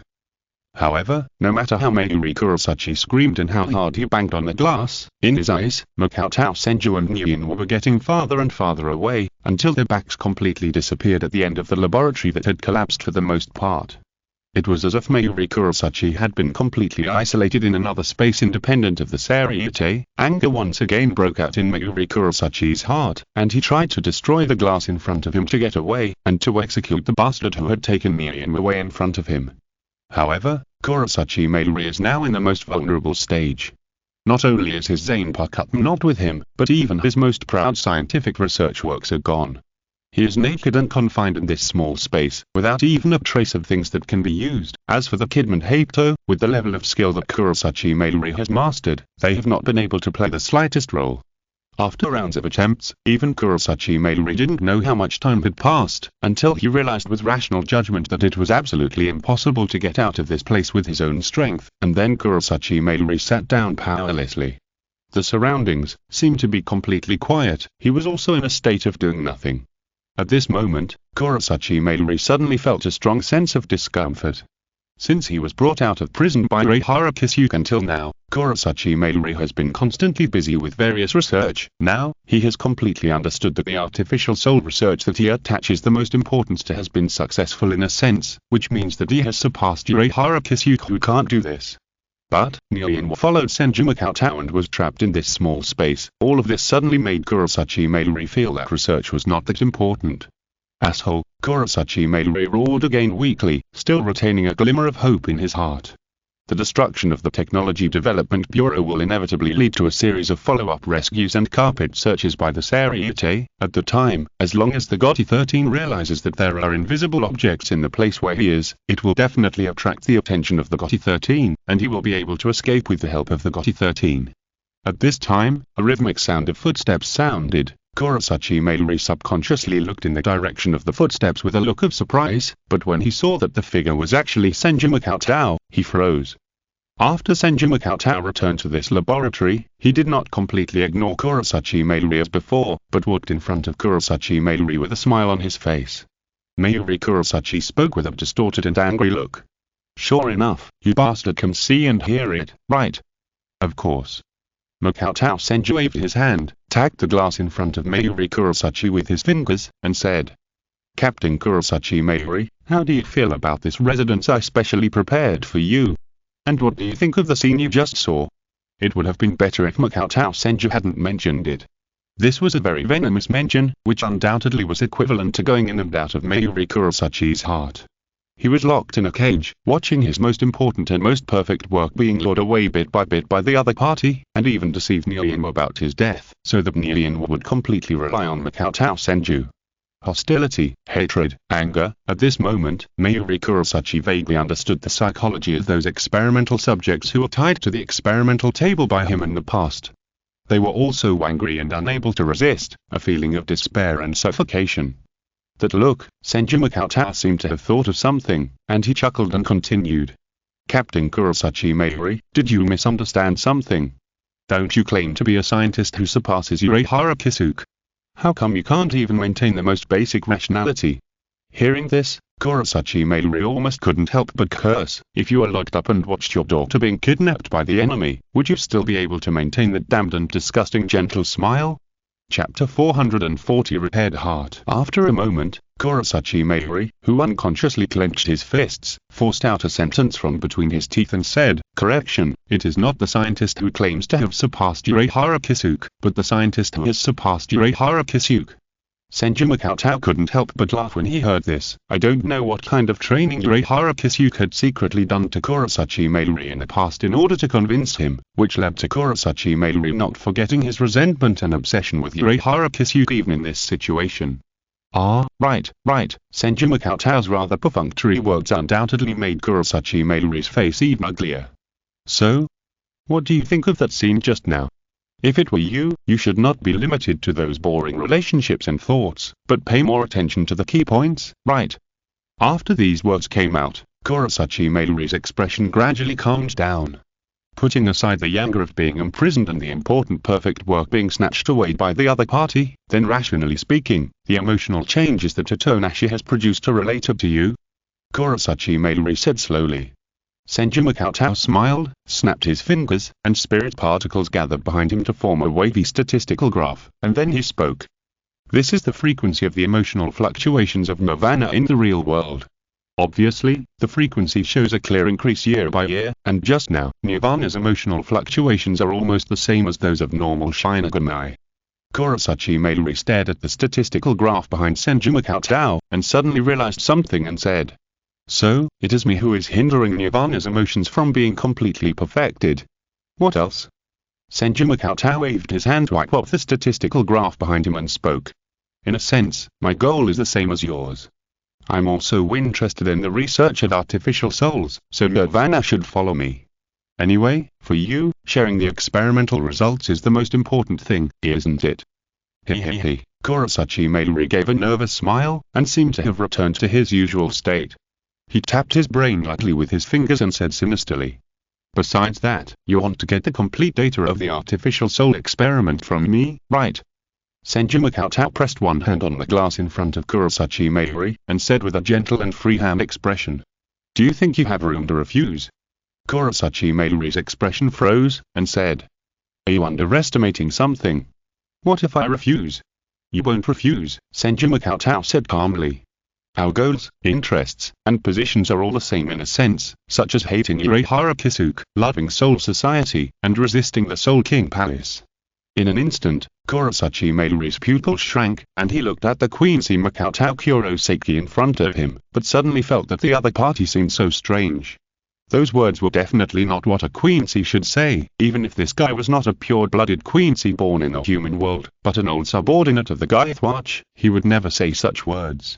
Who are you? Kurosaki Mayuri asked word by word. Makoto. This time, Senju Makoto only said one word. This word made Kurosaki Mayuri stunned. He stared at Senju Makoto intently. He immediately thought of something and revealed a lot of surprise. Kurosaki Makoto. No, but apart from this name, the only person in the entire Soul Society that Kurosaki Mairi could think of the word Makoutou was another Shinigami who was once praised as a hero. However, that Shinigami had already died, and even his body had been kept in the 4th Division by Unohana Retsu. This guy in front of him, no matter how you look at it, is a pure-blooded Quincy with a good family background. Although Kurosaki Mairi's intuition almost subconsciously locked on Senju Makoutou under Senju Makoutou's reminder, all kinds of rational logic made it clear that this was impossible. And Senju Makoutou did not deliberately admit it, or give Kurosaki Mairi any answer, but instead spoke. "So what's your answer?" He. Kurosaki Mairi stared at Senju Makoutou intently and spoke. "Are you so confident that you can control me? Once I am out of trouble, I may not act according to your wishes. Don't worry, I have never underestimated Captain Kurosaki. If I give Captain Kurosaki enough time and information, the threat level is comparable to 5 stars in my opinion." After a pause, Senju Makoutou showed a meaningful smile on his face and said, "So, we must give Captain Kurosaki some conditions that he cannot refuse, such as..." Suddenly, Senju Makoutou's palm went through the glass that Kurosaki could not break through no matter what, and stabbed into Kurosaki's body and held Kurosaki's heart. That feeling made Kurosaki's transformed body tremble all over, just as Kurosaki Mairi widened his eyes, trying to see clearly what Senju Makoutou wanted to do. The hand holding the heart of Kurosaki Mairi suddenly retracted, completely crushing the heart of Kurosaki Mairi. Almost instantly, blood oozes from all 7 orifices of Kurosaki Mairi, and consciousness begins to fade rapidly at the moment when the heart is crushed. Instinctively, he begins to leave this body with the green viscous liquid. The crushed heart, however, seems to be repaired again in the blink of an eye, and a strong heartbeat sounds from the chest, boom boom boom. "What do you mean, you guy?" Just as Kurosaki Mairi, who seemed to have been tortured in just a few breaths, subconsciously wanted to question Senju Makoutou, his voice suddenly paused, and one hand pressed on his chest. "No, it's different." Kurosaki Mairi's expression reveals unprecedented shock and disbelief. Although it is only a very subtle difference, this heart is not the cloned one that he has imitated, but it seems to be just like the heart that used to be. Moreover, Kurosaki Mairi could clearly feel that, if he wanted, he could easily transfer his soul from the sticky liquid that had merged into his body and merge it with the heart that perfectly matched his own. "How do you know this? How do you do this?" Kurosaki Mairi asked in a daze. Senju Makoutou smiled faintly and said, "I know a little more than you think." Chapter 441. Invasion of God's Domain. The explosion of the Technology Development Bureau almost shook the entire Seireitei, and unlike the Bankai Sparrow V Thunder Whip that exploded in the forest before, the Technology Development Bureau, although an institution that was established only 100 years ago, is undoubtedly becoming more and more important to the Seireitei. Unfortunately, the 13th Division of the GOTI has its own duties, and just like the Technology Development Bureau collapsed on a large scale after the explosion, it is impossible to let the Shinigami of the 11th Division, which belongs to the Combat Division, come to rescue. The division responsible for the rescue in the Seireitei is the 5th Division. However, the captain of the 5th Division, Seireitei, died, and the vice-captain was left in the 4th Division on the grounds that he needed mental intervention treatment. Therefore, in the situation of no leader, the 5th Division almost arrived at the Technology Development Bureau late to carry out the collapse rescue work and confirm the casualties and damage. When the 5th Division dug all the way to the bottom of the Technology Development Bureau, they never found the remains and spiritual pressure of the captain and vice-captain of the 12th Division. What a pity. Prepared to report the death results of 254 Shinigami, including the captain and vice-captain of the 12th Division. If this happens, I'm afraid the entire Technology Development Bureau will be cancelled, right? But it's okay this way. Captain Kurosaki Mairi usually looks scary. At this moment, the Shinigami who was originally talking calmly suddenly raised his voice uncontrollably, looking at Kurosaki Mairi, who suddenly appeared in front of him and looked intact in the captain's Adori with an extremely horrified look. Kurosaki Mairi tilted his head, opened his eyes wide, and approached the Shinigami, saying sinisterly, "Oh? Do you usually look scary?" In an instant, the Shinigami in front of Kurosaki Mairi bowed hurriedly, and said with a trembling voice, No, please forgive me, Captain Kurosaki Mairi." Kurosaki Mairi laughed nervously and said, "No need to apologize. What we need is for both sides to understand each other better. The Technical Development Department is short of people. You will become my subordinates from now on. I will get to know you well. Suddenly, the Shinigami in front of Kurosaki Mayuri felt their hair stand on end, and they felt as if the sky was falling and the earth was collapsing. Understand? To what extent? How could these Shinigami not know about the rumors about Kurosaki Mayuri? Sorry, Captain Kurosaki Mayuri, it is not allowed to transfer teams without permission. The procedure requires the captain's consent. Without waiting for the other party to finish, Kurosaki Mayuri interrupted and announced in an irrefutable tone. Agree. If Captain Aizen disagrees, you can ask Captain Aizen to come to me. Before that, you are my subordinates. After a pause, Kurosaki Mayuri ordered. Also, report the losses of the Technology Development Bureau truthfully. The attackers were the Quincy traveling disaster Ishidori and the human in Aori time, and Vice Captain Nikwon also disappeared in the explosion. At the same time, next to Senju Cheng, whose figure was obscured by spirit particles in the sky, another figure slowly appeared out of thin air.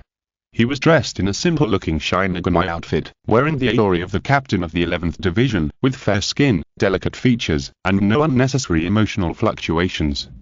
Sawada, how do you feel about this long-awaited event?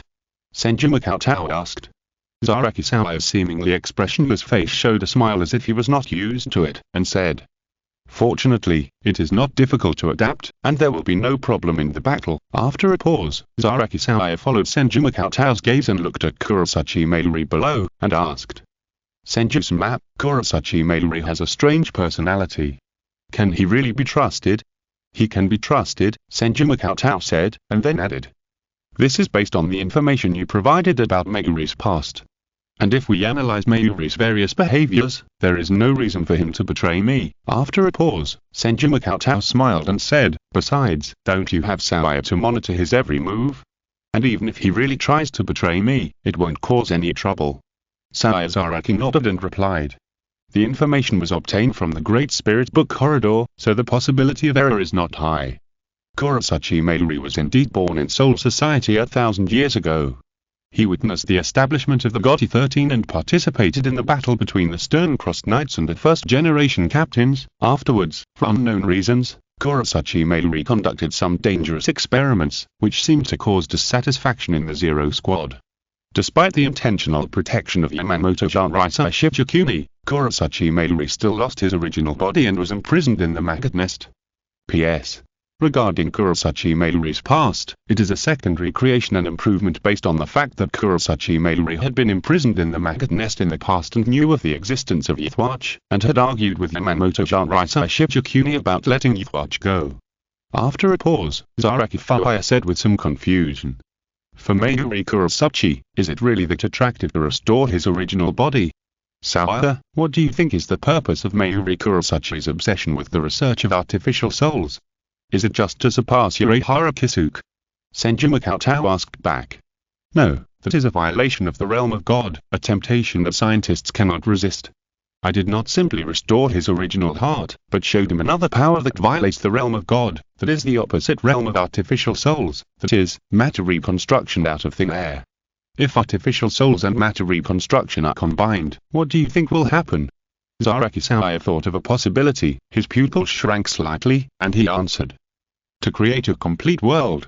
Maybe, Senju Cheng shrugged, looked at Mayuri Kurosaki below again, and a smile appeared on his face. Kurosaki Mayuri is an indispensable character in Senju Cheng's eyes, not only because of his outstanding scientific research ability and brain, but more importantly, there seems to be some kind of flirting between Urahara Kisuke and Squad Zero. Instead of trusting Urahara Kisuke, Senju Cheng undoubtedly trusts Kurosaki Mayuri more to stand with him in his choice of position. Therefore, it would be a waste to kill Kurosaki Mayuri directly, and it would be too unfair to Nirvana Onmyo. After all, in various senses, Kurosaki Mayuri can be regarded as Nirvana Onmyo's father. He kidnapped his daughter and then killed her father. The kind-hearted Senju Cheng is not capable of doing such an evil thing. If you're listening to this novel on a channel other than Fanfic World, it means they downloaded and uploaded it without effort. We cordially invite you to visit our channel, Mundo Fanfic Novel, as there you'll find the original version of this story and you can explore many other novels of various genres. We're waiting for you to immerse yourself in a world of incredible novels. Chapter 442. all sent to the 4th Division. While everything that happened in the Technology Development Bureau shocked the entire Seireitei, in front of the Confession Palace, the battle between Kinpachi Zaraki and Ichigo Kurosaki gradually came to an end. At this moment, Ichigo Kurosaki is very strong, definitely much stronger than the original track. The mastery of Getsuga Tensho, the prototype Kendo, and the bottomless potential undoubtedly allow Ichigo Kurosaki to face the captain level in the initial release stage. Although Ichigo Kurosaki almost reached his limit when he defeated Hitsuge Yatsuro, who was hailed as a genius in the Soul Society, in the battle with Kinpachi Zaraki, Ichigo Kurosaki surpassed his limit again and again.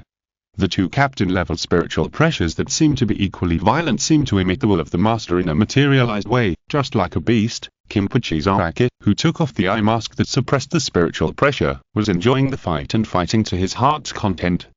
It was fun. In the more than 100 years since he became the captain, Kinpachi Zaraki, who has become more and more like a captain in a sense, seems to have awakened something invisibly during the mutual slashing with Ichigo Kurosaki, which is carried out with their own wills. That's right. That's right. Aha, come on, Ichigo Kurosaki, fight to your heart's content and enjoy the fascinating fun of fighting. Amidst the sounds of laughter, the zanpakutō Kinpachi Zaraki's hand was almost still slashing at Ichigo Kurosaki without stopping, and the spiritual pressure on his body seemed to be rising endlessly. In contrast, Ichigo Kurosaki, who was waving his zanpakutō like a huge kitchen knife, was constantly bleeding all over his body. Every time he swung the knife, a lot of blood almost spilled from the wound to the ground. But even so, Ichigo Kurosaki's eyes still did not waver in the slightest, but it seemed that there was a ball of fire burning more and more fiercely. Defeat. How can I lose here? Perhaps, with Kurosaki Ichigo's brain, he simply didn't realize too many big trends and consequences, but in the short hell-level training with Senju Cheng not only honed Kurosaki Ichigo's absolutely tenacious will, but also kept telling Kurosaki Ichigo a fact in an invisible way. Breaking into the Seireitei is very dangerous. And not only Kurosaki Ichigo, but also the people who accompany him into the Seireitei are equally dangerous. All of this is based on Kurosaki Ichigo's actions to save Kachika Rukia. Is he ready to bear all this? Can't lose.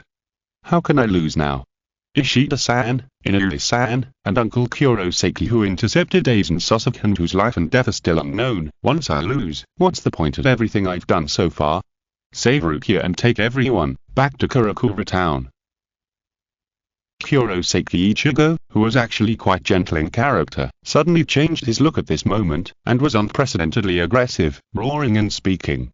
No matter who it is, you can never stop me. Seeing this, Zaraki Kinpachi swung his sword more and more quickly, laughing wildly and speaking. Ha ha ha, good look, if you can do it, then kill me, Kurosaki Ichigo. Then, kill you, as if with the burst of will, under the surprised gaze of many captains hidden around. Kurosaki Ichigo's spiritual pressure continued to grow and rise. Zaraki Kinpachi was fine, as he was the only monster among the captains who could not release his zanpakutō but served as the captain. But Kurosaki Ichigo was clearly only in the state of shy guy, and the strength of the spiritual pressure he burst out undoubtedly surpassed a considerable number of captains. At this moment, Zaraki Kinpachi and Kurosaki Ichigo completely turned into two beasts who fought to the death for different purposes.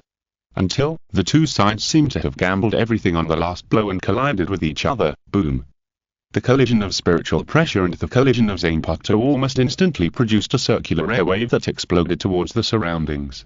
As the airwave dissipated, Kinpachi Zaraki's sturdy body fell to the ground first, and a large piece of blood quickly spurted out of the huge wound on his chest, quickly dyeing the ground red. And Ichigo Kurosaki held Zanjutsu tightly with both hands and inserted it into the ground, supporting his body and still standing. Then, Ichigo Kurosaki slowly raised his head and looked in the direction of the Penance Palace, taking difficult steps and moving forward little by little.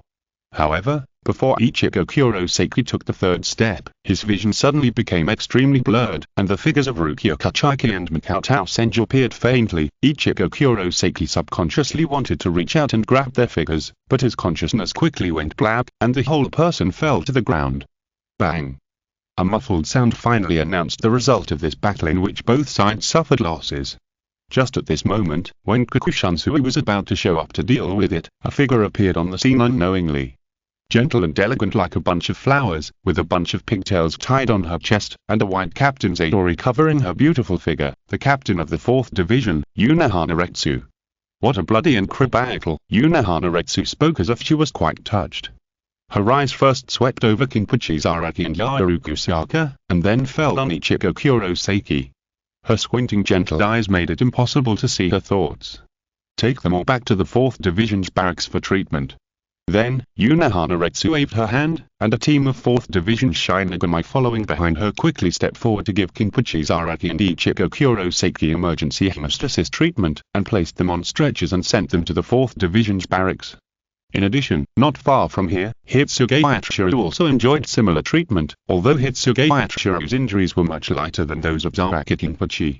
However, when Yuna Hanaretsu, the captain of the 4th Division, showed up, where the treatment was needed was no longer decided by the patient, but by Yuna Hanaretsu.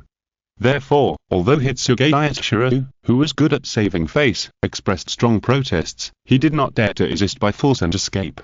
As for Kikushansui, who had other plans, he also shrank his head at this moment, and had no intention of showing up to stop this senior. In terms of status and qualifications, Yuna Hanaretsu was undoubtedly the highest existence in the entire Seireitei except for Yamamoto Jinraisai Shichikuni. Finally, Yuna Hanaretsu glanced obscurely in the direction of Kikushansui and Jashiro, and followed the patient elegantly and flutteringly back to the direction of the 4th Division. Chapter 443. In order to satisfy Yuna Hanaretsu, it has to be said that the 4th Division has become lively again after a long absence. In addition to the relatively special travelers and captains, the 4th Division's barracks are also filled with a large number of ordinary Shinigami and nobles, making the 4th Division, whose budget is almost the highest in the 13th Division, feel a little short-handed. What is somewhat ridiculous is that most of the wounded are caused by the aftermath of Bankai Sparrow v Thunder Whip. On the top floor of the building in the center of the 4th Division, the window was pushed open a little. Through that little gap, Senju Cheng looked at the busy 4th Division Shinigami below, and said with a bit of emotion, "I really miss it. I used to be one of the busy people treating patients." Yuna Hanaretsu walked to Senju Cheng's side and stood side by side. He looked along Senju Cheng's line of sight and spoke. 100 years ago, the 4th Division was far from this size. Even if it took on the treatment of the 13th Division and a large number of nobles at the same time, it was not difficult. This was all due to the reforms made by Makoto, who was once the vice-captain, within the 4th Division. Makoto Senju turned his head and looked at the gentle and beautiful profile of Yuna Hanaretsu beside him, blurting out, "If it can reduce the burden on Yuna Hana-sensei, that's enough." Yuna Hanaretsu heard this, and the smile on his face became faintly brighter, and he turned to say, "Makoto, don't forget that your current identity is a travel disaster. If you speak rudely now, I may kill you for the sake of justice." Makoto Senju replied with a smile. "I'm a travel disaster to the Seireitei, but for the 4th Division and Yuna Hana-sensei, isn't it more than just going home?" "Going home?" Yuna Hanaretsu rolled his eyes at Makoto Senju and spoke. "Your return home has brought a lot of trouble to this family. I need to treat those patients later." In response, Senju Makoto just looked at Yuna Hanaretsu gently, and the eyes that were no longer concealed were as if he was looking at a Yuna Hana that he could never get enough of. At this moment, the locked door of the office was knocked, and the familiar voice of Ioki Riza came in. "Knock, knock." "Captain, the treatment preparations for Captain Hitsuge Yatshiru, Captain Zaraki Kinpachi and the travel disaster Kurosaki Ichigo have been completed." "Got it." After Yuna Hanaretsu responded, she, who had always been very gentle, rarely rolled her eyes at Senju Makoto, and her eyebrows revealed a variety of charm that she had never had in the past. When she took 2 steps, Yuna Hanaretsu seemed to suddenly think of something, and then stopped, revealing the dark expression that was very familiar to Senju Makoto on his face, and said, "Makoto, since you're home, why don't you help?" "Huh?" Senju Makoto was startled and said, "Teacher, I'm now a traveler. It doesn't matter. I believe you can hide your identity well and help share the pressure with the teacher." After that, Yuna Hanaretsu didn't give Senju Makoto any chance to refuse. He waved his hand, opened the door and walked out of the office, saying, "The treatment of Hitsuge Yatshiru and Kurosaki Ichigo is in your hands." Senju Makoto. Until Yuna Hanaretsu's back completely left the room, Senju Makoto still had a somewhat amusing expression. "But, forget it, I haven't been back for so long. I can't even satisfy Unohana teacher's little bit of bad taste, right?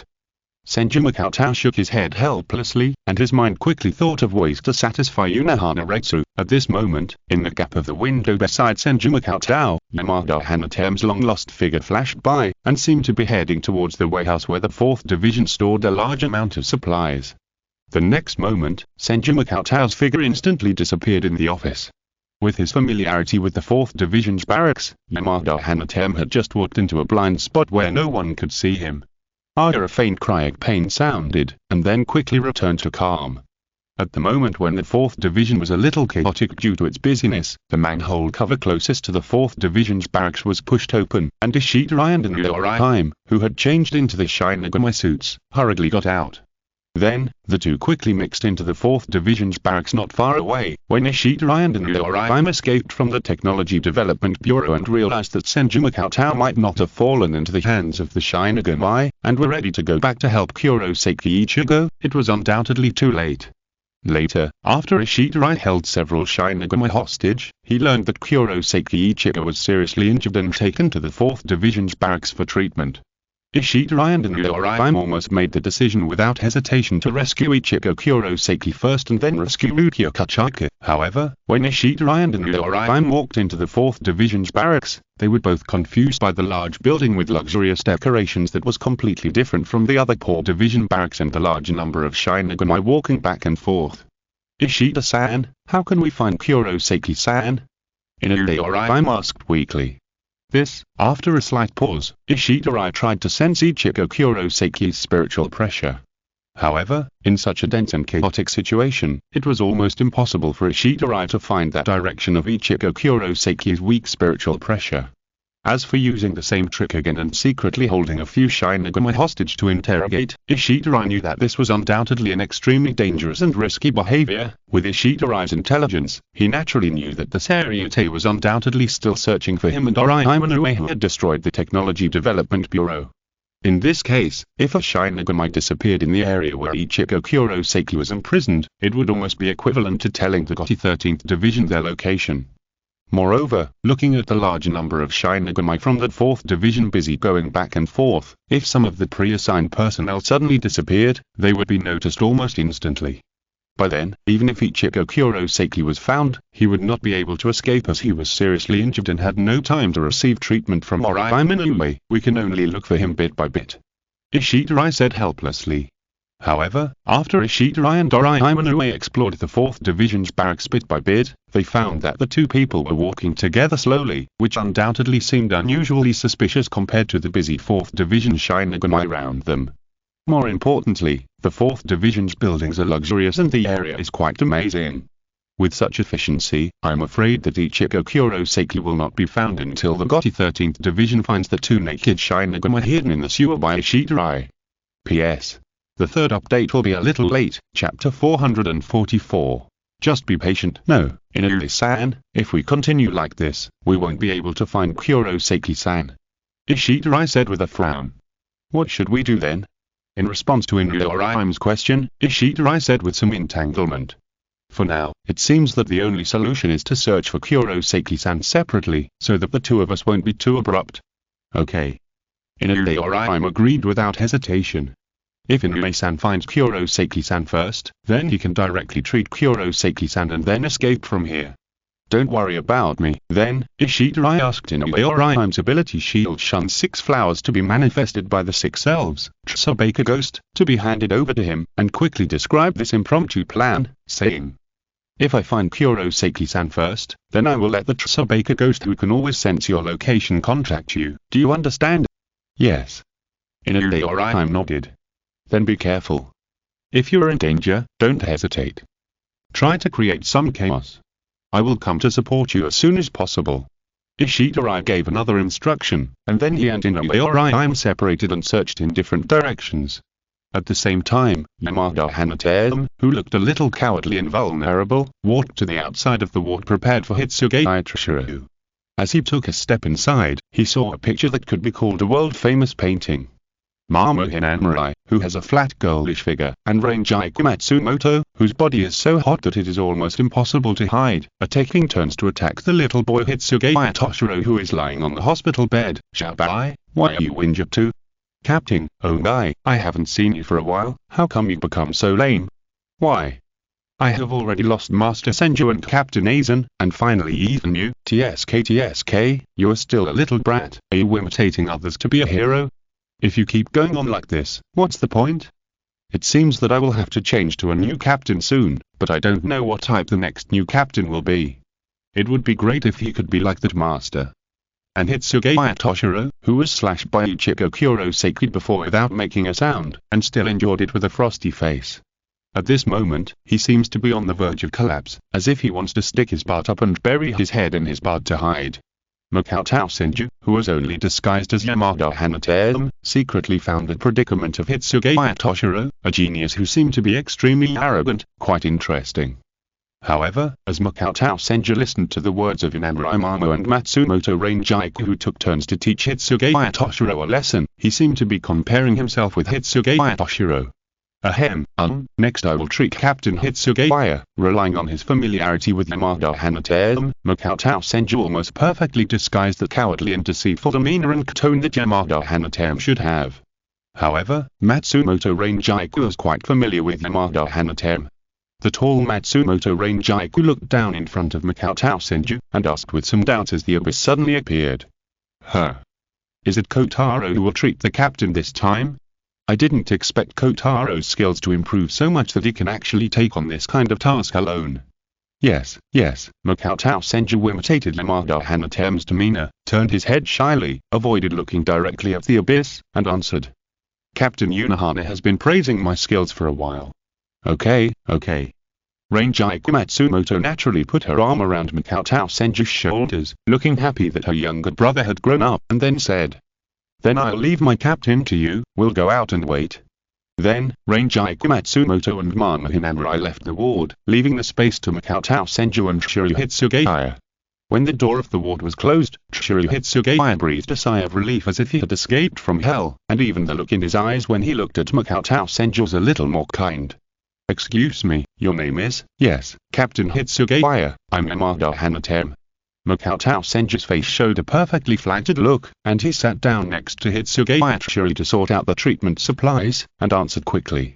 It seemed that Yamada Hanatame's cowardly and gullible face was full of deception, and it seemed that Makoto Senju's expression of admiration that seemed to be inadvertently revealed made Hitsuge Chihiro, who had just suffered a verbal attack, feel a sense of closeness.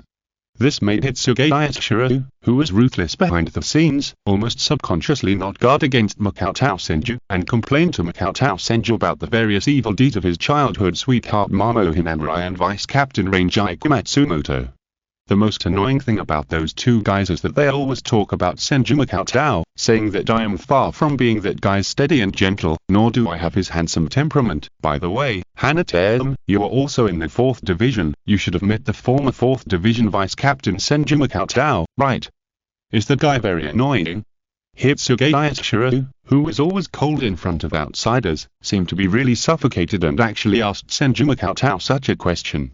Senju Makoto paused slightly while sorting out the medical supplies, but the cowardly look on his face did not reveal the slightest flaw. In fact, in my impression, Vice Captain Senju is quite gentle, and he is also very caring towards the younger generation. Hitsuge Chihiro interrupted Senju Makoto before he finished speaking and said. That's definitely just an illusion. Rumor has it that the guy always has a gentle and smiling expression on his face. This only reminds me of another extremely hypocritical guy, Jin Ichimura. So my intuition tells me that Makoto Senju is also a hypocritical bastard. This isn't a good thing to say. Vice Captain Senju is known for his pure kindness, but Hitsuge Chihiro interrupted again. Hanataro, you may be too easily deceived. It's a pity that the guy is dead, otherwise I would definitely make the guy pay. I don't believe that such a perfect guy really exists. Yeah, Makoto Senju echoed, then showed a cowardly and gullible expression on his face, and said. Captain Hitsuge, I'm having an injection. It may be a little painful. Just bear with it and it will pass. It's okay. Don't worry, Chapter 445 No anesthesia. As if he had been tortured, Seireitei suddenly let out a sharp cry of pain. Ah! This cry from Shota, even though that door of the ward had been closed, still echoed in half of the 4th Division's barracks, attracting a lot of sidelong glances. Dong dong, Captain Oshiabai, are you okay? The voices of Matsumoto Rangiku and Hinamuramo rang out almost at the same time outside the ward. If they hadn't been able to clearly sense that Seireiteri's spiritual pressure hadn't changed, I'm afraid Matsumoto Rangiku and Hinamuramo would have rushed in. No, it's okay, Seireitei seemed to be enduring something, and responded with a deliberately cold voice. While Seireitei was struggling to maintain his dignity, he whispered to Yamada Hanataro, who seemed to have done something wrong and was a little at a loss. Hanataro, how could this happen? In the end, Seireitei still didn't say the word pain, but instead said, it's so uncomfortable. The panicked Yamada Hanataro said apologetically. Sorry, Captain Seireitei, I haven't worked as a doctor in the pediatric department. Perhaps there are some subtle differences between the infant spirit and the adult spirit, so I accidentally stacked the position that would cause level 12 pain. Level 10, level 12 pain.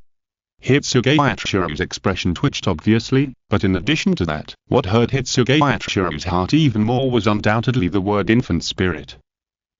Seireitei clenched his teeth tightly, looking at Yamada Hanataro, who seemed to have said this sentence unintentionally. He finally endured it and didn't get angry, and said with a tense face. No, I just felt a little cold and cried out, it's not that I stacked the young spirit and caused pain. Really? Looking at Seireitei, who was trying to save face, Senju Makoto asked with some doubt. That's right, Seireitei responded, and suddenly became alert in his heart and asked. What is the next treatment? Yes. Senju Makoto, who perfectly disguised Yamada Hanataro's expression and personality, answered quickly. The next step is mainly surgery, and then a Udeo treatment for the internal organs that have internal bleeding. After a pause, Yamada Hanataro said with some embarrassment. However, Captain Seireitei, there is one thing I must tell you in advance, that is, the anesthetic that needs to be injected before the operation will temporarily paralyze your spirit and avoid feeling severe pain, but it may also have some subtle effects on the development of your spirit. What effect? Seireitei frowned and asked. Since Captain Seireitei's spirit is still in the development stage, it may have a slight impact on his growth and height, Yamada Hanataro said after a pause. But don't worry, I will control the dosage, and the impact will be minimal. No. However, before Yamada Hanataro could finish, Seireitei interrupted Yamada Hanataro with a determined look on his face. No need for anesthesia or anything like that, just go for surgery. Huh. Senju Makoto blinked in surprise and confusion, and said. Captain Seireitei, that's surgery, hectares. Seireitei snorted disdainfully, and said with a confident and arrogant look. Compared to the injuries I suffered in the battle, what are the small wounds caused by the operation? In contrast, I pay more attention to maintaining the readiness to fight at any time. The threat of the travel disaster has not been completely eliminated, so how can I let my body be paralyzed and sluggish? As expected of Captain Seireitei, Senju Makoto's eyes seemed to be filled with admiration, and then he put on medical gloves and spoke with a cowardly look. In that case, then I will start directly then. Just when Matsumoto Rangiku and Hinamuramo outside the ward were a little worried about Seireitei, the ward did not sound the shocking cry of pain again, but some strange sounds were heard from time to time. Inhale. Hectares. Inhale. It seemed that the sound of continuous and violent inhalation and exhalation was as if it was trying hard to endure something, and it was even clearly audible outside the ward, and the occasional muffled groaning made Matsumoto Rangiku and Hinamuramo confused. This treatment, is it really a serious treatment? If Matsumoto Rangiku and Yamada Hanataro were not members of the same female Shinigami association and were familiar with each other, and if they knew that Yamada Hanataro was a kind and easy-to-deceive person, they would have been unable to resist barging in. Finally, as Seireitei's voice completely weakened, the door of the ward was opened from the inside, revealing the Yamada Hanataro with a cowardly and easy-to-deceive look on his face. How is it? Matsumoto Rangiku asked. The treatment was successful. Senju Makoto answered quickly. Matsumoto Rangiku and Hinamuramo then walked into the ward, only to find that Seireitei, who was lying on the bed, looked like he had experienced a battle, and his whole body and the sheets were completely wet. Moreover, Hitsugayachiro's pupils were still in a state of relaxation, staring blankly at the ceiling, and he did not react at all to the entry of Matsumoto Rangiku and Hinamori Mamo. Facing the gazes of Matsumoto Rangiku and Hinamori Mamo, who looked back, Senju Makoto smiled and explained some precautions about postpartum care. No, post-operative care. Of course, in a sense, it is not much different from postpartum care. After all, Senju Makoto almost let Hitsugayachiro enjoy a 12-level painful operation throughout the whole process, without anesthesia. Then, Senju Makoto left Hitsugayachiro's ward with satisfaction. As for Hitsugayachiro's disrespect for the dead and his rude behavior of slandering the dead many times behind his back, Senju Makoto is certainly not a petty person. He smiled gently and even treated Hitsugayachiro with kindness. However, just as Senju Makoto left Hitsugayachiro's ward and walked to a corner, a figure suddenly approached from behind. Senju Makoto almost instinctively drew his sword to chop back, but stopped his action abruptly. The next moment, Senju Makoto's neck was tightly held, and Ishidori's voice rang out. Don't move. Chapter 446 61-87 Senju Makoto. Suddenly, Senju Makoto couldn't help but smile bigly. Ishidori and Inuyoriime would sneak into the 4th Division, and Senju Makoto knew it very well. In fact, the whereabouts of Ishidori and Inuyoriime have not been discovered by the GOTY 13 Division until now, thanks to Zaraki-Sawaya who secretly covered for them. However, what Senju Makoto didn't expect was that with so many people in the 4th Division, Ishidori chose to kidnap him. Is it because Hanatem's face looks too easy to bully and too harmless? Senju Makoto couldn't help but complain a little in his heart, and suddenly felt something hard against his back, and Ishidori's pretended fierce voice sounded. If you don't want to die, don't make a sound. Senju Makoto pretended to be panicked and terrified, and quickly raised his hands. Then, Ishidori asked. Who was in that ward just now? Silence. Still silence. After waiting for a few breaths, Senju Makoto still didn't say anything. Oh? It seems that it's still a tough bone. Ishidori said fiercely, and the hard thing against Senju Makoto's back pushed hard and threateningly. Senju Makoto, who was trying hard to act as a hostage, reminded helplessly. You just told me not to make a sound, how can I answer your question? Sorry, Ishidori apologized subconsciously, and hurriedly shouted in a fierce tone. You can make a sound now, but don't think about shouting for help, otherwise I will kill you directly. Yes, Senju Makoto answered in a horrified tone. Then, Ishidori hurriedly asked. Very good, the first question, who was the one who just screamed like being tortured in the ward? It was Captain Hitsugaya Toshiro of the 10th Division. Hitsugaya Toshiro? The short white-haired captain. This answer undoubtedly made Ishidori stunned. The reason why Ishidori found this place so quickly was mostly because of the scream that spread throughout half of the 4th Division's barracks. Originally, Ishidori thought that it would be Ichigo Kurosaki who was being tortured inhumanely, but he didn't expect it to be. Is the punishment for the defeated captain in your GOTY 13 Division so cruel? Ishidori almost blurted out this question. Senju Makoto. This sincere question made Senju Makoto, who had his back to Ishidori, look a little weird, and he answered in an induced way. That was for treatment, for the damage that Captain Hitsugaya suffered from the attack of the travel disaster Ichigo Kurosaki. The appearance of the name Ichigo Kurosaki made Ishidori quickly recall his main purpose, and turned to ask. Where is Ichigo Kurosaki? You are not the companions of the travel disaster Ichigo Kurosaki, right? Senju Makoto asked in horror. That's right. Ishidori answered. So, if you don't say anything, you must know the consequences. To this, Senju Makoto naturally answered without hesitation. I say, it just so happens that my next mission is to treat the travel disaster Kurosaki Ichigo. Ishidori heard this, and was overjoyed, and then asked the seemingly cowardly and deceitful god of death in front of him to take him to find Kurosaki Ichigo. Of course, compared to Kurosaki Ichigo's simple thinking and brain, Ishidori acted much more cautiously. While secretly maintaining the threat to Senju Makoto, he pretended to be Senju Makoto's assistant and walked towards the ward in another area.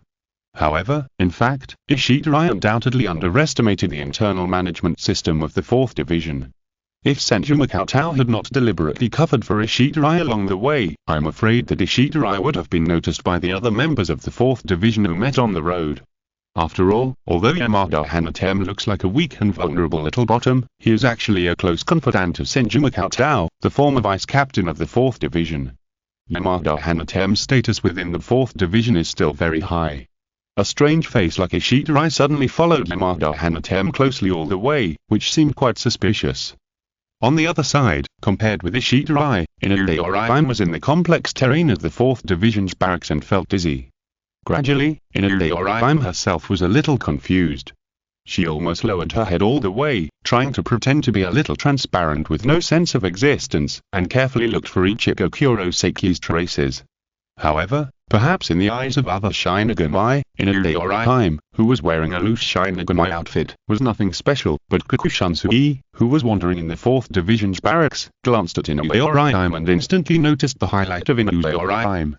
Hiss, as a famous old pervert in the Seireitei and a person who knows the Shinigami suit very well, Kakushansui blurted out a string of numbers almost immediately.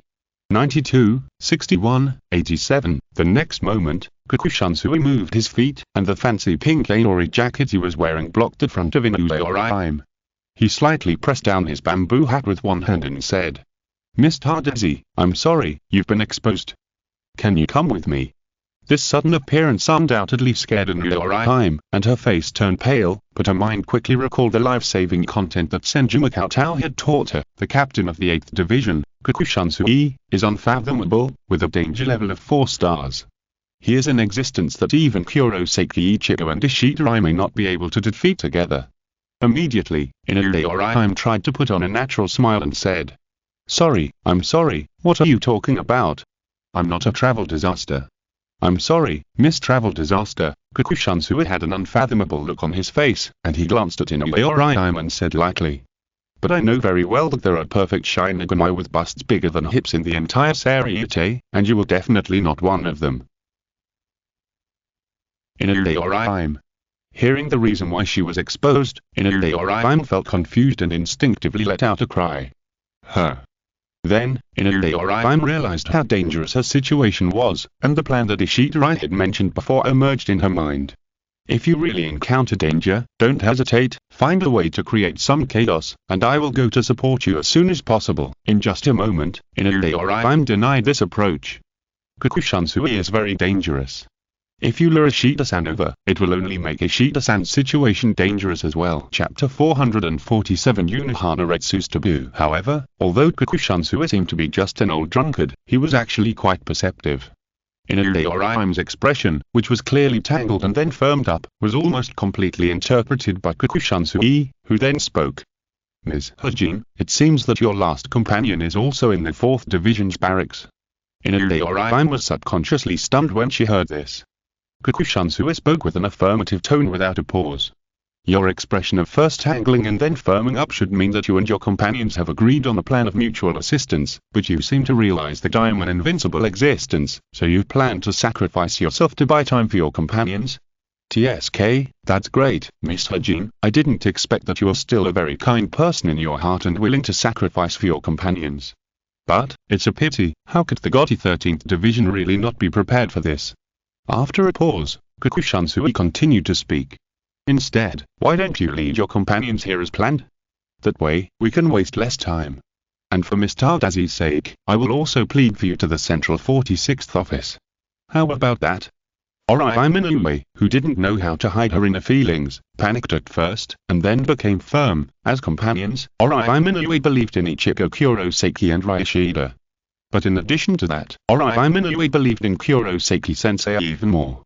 Kurosaki-sensei might be missing now, but everything she did now would definitely buy time for him. Inoue made a taekwondo-like posture, puffed up her face, and said with a tense expression, "Impossible." This flawed action and cute expression made Kakushansui laugh, threat. There was no threat at all, on the contrary, the taekwondo posture that Inoue made only made Kakushansui feel more interesting and excited. "What a lovely Mr. Dazi." Kakushansui smiled slightly, then shook his head and said, "If it weren't for the fact that the situation in Seireitei is still unclear, I would be very interested in having a good time with Mr. Dazi, but now." Kakushansui's expression froze, and he suddenly slammed his palm against the wall behind him. Boom! A sudden noise suddenly sounded in the orderly and busy 4th Division's barracks. Kukushansui's meaningful voice also reached Inouyorime's ears. I believe that with Miss Tadazi's character of being so concerned about her companions, your companions will also be very concerned about your safety, right? This method is enough to attract them. As soon as these words came out, Inouyorime's eyes widened, realizing the viciousness of them. This sudden movement, coupled with the Tsubaki ghost in Ishidori's hand, can confirm the direction of Inouyorime. In this way, Ishidori can easily determine that this is Inouyorime deliberately asking for help. Immediately, Inouyorime knew that she had to change her position as soon as possible so that the movement deliberately produced by Kukushansui would not coincide with her position. With this thought, Inouyorime ran away in front of Kukushansui's somewhat surprised eyes and went into the 4th Division's barracks. Hey, Miss Tadazi, are you going to play hide and seek with me? Kukushansui chased after her all the way, and in a few thoughts, he vaguely guessed Inouyorime's thoughts. However, Kukushansui was not anxious, but played with Inouyorime with great interest, and while chasing her all the way, Kukushansui would occasionally destroy the surrounding barracks to make some noise. Don't run so fast, Miss Takaifu. No, I can't catch up with Miss Takaifu. You're so cunning, you want to avoid me like this. It must be said that Kukushansui was having a lot of fun facing Inouyorime, a lively girl who was not found in the Seireitei. Along the way, he teased Inouyorime from time to time, chasing Inouyorime at a distance, until a figure appeared in front of Inouyorime, stopped Inouyorime, and made Kukushansui's steps suddenly pause. The captain of the 4th Division, Yunohanaretsu. Then, Yunohanaretsu's eyes first fell on Inouyorime, who was frozen in place, and then fell on Kukushansui. However, the squinting eyes of Yunohanaretsu, who seemed to be gentle to everyone in the past, made Kukushansui feel inexplicably cold all over. Captain Kuku, what are you doing in the 4th Division's barracks? Kukushansui, who had just been drinking flower wine and seemed to be chasing after a flower girl, suddenly became serious and answered seriously. Captain Yunohana, I'm chasing after Tadazi. Tadazi? Yunohanaretsu still had the gentle expression, but his tone seemed to be a little colder, and said, Why do I see that you seem to be very happy to destroy this barracks that Makatao had worked so hard to repair in the past? Captain Kuku will probably give me a perfect explanation for this question, right? As soon as these words came out, Kukushansui clearly felt the murderous intent emanating from Yunohanaretsu, and couldn't help but sweat on his back. Oh no. I've gone too far and forgot this point. Kukushansui's heart tightened, and he fully understood that Yunohanaretsu was no longer just a simple warning, but had already touched some of Yunohanaretsu's bottom line invisibly. Decades ago, Yunohanaretsu had gone head-on to protect the remains of his disciple Senju Makatao, and he didn't hesitate to confront the 0 Division head-on. Therefore, in the eyes of the veteran captains of the 13th Division of the Gotti, it is undoubtedly quite clear that in Yunohanaretsu's heart, everything related to Senju Makatao has become a kind of taboo. Accident, Kukushansui quickly argued, not even daring to mention that he was planning to actively destroy some of the 4th Division's barracks to lure the other brigade to rescue Inouyorime. These are all minor accidents caused unintentionally. I will immediately send someone to repair them, and they will definitely be restored to their original state. Yunohanaretsu slowly opened his eyes, and the gentle look disappeared without a trace, replaced by an invisible sense of oppression. After a few breaths, Yunohanaretsu regained his gentle expression and said, In this case, then I will trouble Captain Kuku to deal with it as soon as possible, and this will not happen again. The 4th Division should not be the battlefield chosen by you. Chapter 448 Conspiracy. Yes. Kukushansui responded subconsciously. Under the seemingly gentle but actually overwhelming gaze of Yunohanaretsu, he almost instinctively wanted to turn around and leave. As for Inouyorime, Kukushansui glanced at Inouyorime, who was standing not far in front of Yunohanaretsu. She seemed to be trembling with fear and dared not look up because of Yunohanaretsu's aura, and gave up the idea of going forward to catch Inouyorime. Then, Kukushansui fled the scene without any reluctance, using the excuse of I will immediately arrange for the repair of the team house. After Kukushansui left, Yunohanaretsu's eyes fell on Inouyorime again and asked softly, Travel disaster? Inouyorime was suddenly awakened by this question, and nodded repeatedly like a chicken pecking at rice, and then answered without taking a breath. Captain Yunohana, my name is Inouyorime, and I am a student of Mr. Kurosaki Makatao. Yunohanaretsu's eyes moved slightly obscurely, and he looked up and down at the seemingly ordinary human girl in front of him. In various senses, in Unohana-retsu's eyes, Inuyaoraime was undoubtedly so ordinary and immature. However, this answer of Inuyaoraime was obviously deliberately reminded by Senju Makoto. A student specially recognized by Makoto. Is there something special? In fact, Unohana-retsu knew some of the information that Senju Makoto was hiding in Kurakura Town, but he didn't know much about Senju Makoto's specific social interactions in Kurakura Town. As for the plan that Senju Makoto secretly carried out in the Seireitei this time, Senju Makoto did not deliberately tell Unohana-retsu too much information, but only asked Unohana-retsu to take Kuroseki Ichigo, who was bound to fall before the Confession Palace, back to the 4th Division for treatment. Then, Unohana-retsu waved to Inuyaoraime, signaling her to come closer. Seeing this, Inuyaoraime hesitated for a moment, and then moved over carefully. After all, the oppressive feeling of Unohana-retsu, who scared off Kakushansui with just her appearance, undoubtedly made Inuyaoraime still unable to recover completely. Follow me, I will arrange a place for you to stay and don't run around. Unohana-retsu said.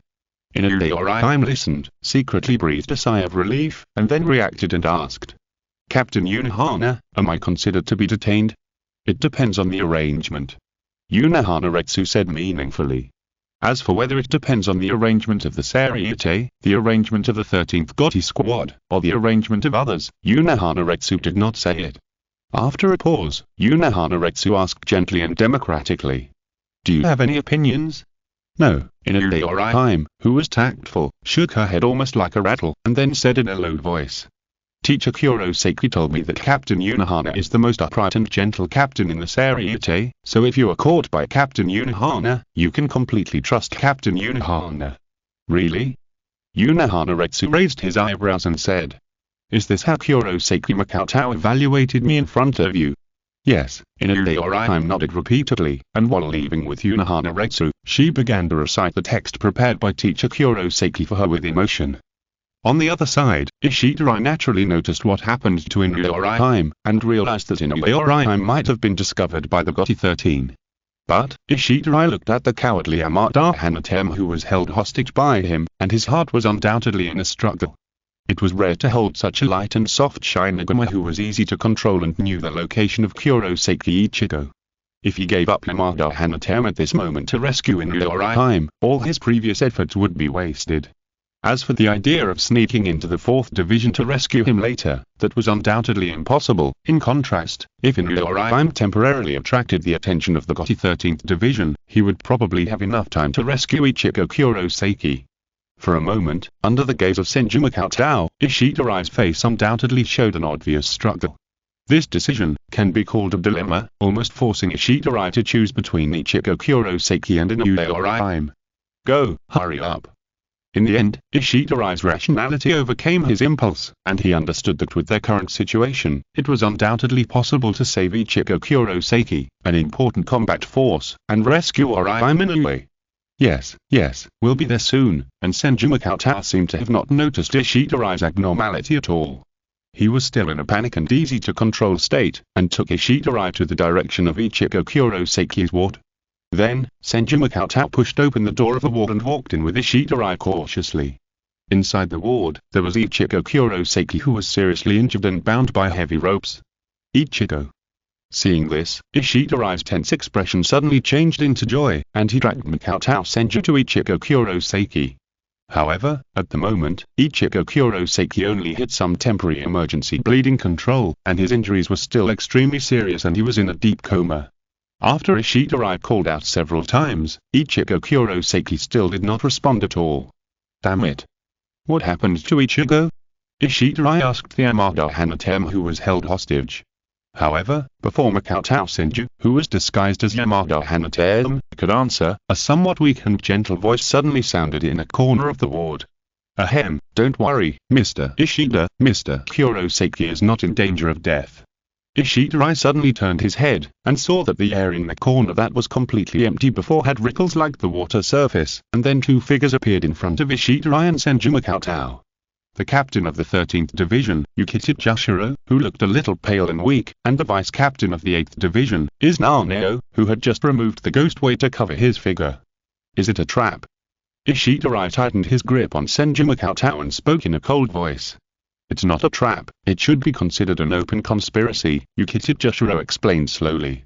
Hirashii deliberately made that kind of noise, and your choice is nothing more than to rescue another human girl, or try to rescue Kurosaki Ichigo in the chaos, so I'm just waiting for you here. Paused. Joshiro coughed a few times, and then continued. This is an open conspiracy based on the completely unequal power of both parties. No matter how Mr. Ishida reacts, the result will be the same.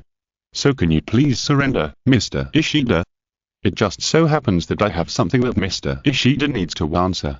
If you're listening to this novel on a channel other than Fanfic World, it means they downloaded and uploaded it without effort. We cordially invite you to visit our channel, Mundo Fanfic Novelers. There you'll find the original version of this story and you can explore many other novels of various genres. We're waiting for you to immerse yourself in a world of incredible novels. Chapter 449 Bait and Decoy. As soon as these words came out, Ishidara's face undoubtedly became extremely gloomy. Joshiro. A veteran captain with a threat level of 4 stars, he is completely different from a 1-star captain like Kurosaki Mayuri. And in the intelligence suggestions prepared by Senju Cheng for Ishidara, it was also bluntly stated that when Ishidara faces Joshiro alone, the best choice is to escape. Joshiro looked at Ishidara's constantly changing expression and persuaded sincerely. This is also to avoid unnecessary fighting. With your whereabouts being discovered, Mr. Ishida obviously has no chance of winning. And if there is any major battle in the 4th Division's barracks, I will definitely be scolded and punished by the senior, and the guilt you bear will be even more serious, so can we both avoid being in an awkward situation? Ishidara's expression was indifferent, and he continued to hold Senju Cheng hostage. In response, Joshiro did not make any extreme moves, but asked directly. Among them, can you tell me what other family members Mr. Kurosaki Ichigo has? Ishidara looked at Joshiro coldly, still without saying anything. Mr. Ishida, don't worry. I just feel that Mr. Kurosaki Ichigo is very similar to an old friend, so I want to ask. Perhaps it was Joshiro's sincere and gentle words that made Ishidara trust him a little, and he answered slowly. Father Kurosaki Ishin, Mother Kurosaki Masaki. In fact, when Ishidara mentioned the name Kurosaki Ishin, Joshiro realized that a previous guess was true. Then, Joshiro changed his tone and asked. In addition, I want to know the whereabouts of Mr. Kurosaki Makatao. As soon as these words came out, the scene almost instantly became cold. Although most of the captains believed that under the terrifying power of Bankai Sparrow V Thunder Whip, Soifong and Senju Cheng had been completely annihilated. However, both Kikusansui and Joshiro are somewhat suspicious about this. After all, in theory, Senju Cheng killed Aizen and Sasuke in a very short time, and fought against the vast old level hollow that had transformed into an Arensei. Therefore, Kikusansui and Joshiro's speculation that Kurosaki Cheng was dead was not completely confirmed. Impossible. And this time, Ishidara refused almost without hesitation. Moreover, Ishidara also realized that something was wrong. Kurosaki Ichigo was the bait to lure out himself and Inuaraime, so there was no doubt that he and Inuaraime had become the bait to lure out Uncle Kurosaki. Rejection is also, just as Joshiro took a step towards Ishidara and was about to continue to say something. At this moment, the hesitation on Ishidara's face disappeared almost instantly, and what he showed was a kind of determination. He directly pulled out the zanpakutō on the waist of Yamada Hanatem and put it on Senju Cheng's neck, and shouted. Don't move. I have a hostage in my hand. This guy was appointed by the captain of the 4th Division to treat Ichigo Kurosaki. I guess he has a high status in the 13th Division of the Gotti. If you come any closer, I will kill him first. Makatao Senju. Although Makatao Senju knew that this was undoubtedly one of the best reactions that Ishidara could make at this stage, he felt inexplicably amused. How could this be like the Golden Wheel Dharma King kidnapping Yanziping and asking Yanguo to surrender? Joshiro may not be familiar with Yamada Hanatem, but after a simple identification, he also understood that Yamada Hanatem was the chief officer of the 4th Division, and his footsteps paused. Let him go. As the captain, I guarantee the safety of Ichigo Kurosaki and you. It is up to you to answer the questions. Joshiro said. However, Ishidara had already realized Joshiro's true purpose, so how could he surrender? Don't move. Ishidara's eyes condensed, and his expression became more fierce. The blade of his zanpakutō was already close to Senju Cheng's neck. Yukitijushiro seemed to sigh helplessly, and looked at Senju Cheng with a gentle look, saying, "As a member of the GOTY 13, I believe you have already made up your mind to sacrifice yourself to defend the Seireitei, right?" It must be said that the captains of the entire GOTY 13, those captains who appear to be gentle and righteous, except for the dock captain Komamura Sujin who is not a human, all the other captains are ruthless. The sickly captain Yukitijushiro, who has always been a good guy in the entire Seireitei, has also taken the initiative to sacrifice for Yamada Hanatem without any sincerity in proposing the conditions for fighting for it. Even if it was some ordinary Shinigami who were honest and admired the captains, facing Yukitijushiro's encouragement, they might have taken the initiative to wipe their necks against the blade and commit suicide in a fit of heat. The next moment, with Ishidori's face becoming increasingly ugly, Yukitijushiro slowly drew out his zanpakutō and approached Ishidori step by step. His seemingly weak figure exuded an invisible sense of oppression. But, damn it, Ishidori struggled slightly in his heart, but his kind heart still prevented him from attacking the cowardly and bullied god of death in his arms. He chose to suddenly push Yamada Hanatem in his hand towards Yukitijushiro, then, Ishidori retreated violently and chose to force his way through the wall behind him to escape. At the moment when Ishidori's figure disappeared in the ward, Yukitijushiro also stretched out his hands to catch Senju Cheng, who was pushed over, and said with a pale face showing a hint of apology, "I'm sorry, what I just said was just to create a sense of oppression for Mr. Ishida, so as to force Mr. Ishida to release you." After a pause, Yukitijushiro's face showed a smile and said, "But it's great that you didn't get hurt." Facing Yukitijushiro's sincerity and gentleness that made it difficult to distinguish between loyalty and treachery, Senju Cheng, who still looked so cowardly and vulnerable, answered repeatedly with eyes full of admiration and guilt. No, Captain Yukituk, it was me who caused trouble for Captain Yukituk. I was too weak and was kidnapped by Liho as a hostage. I'm sorry, don't say such discouraging words.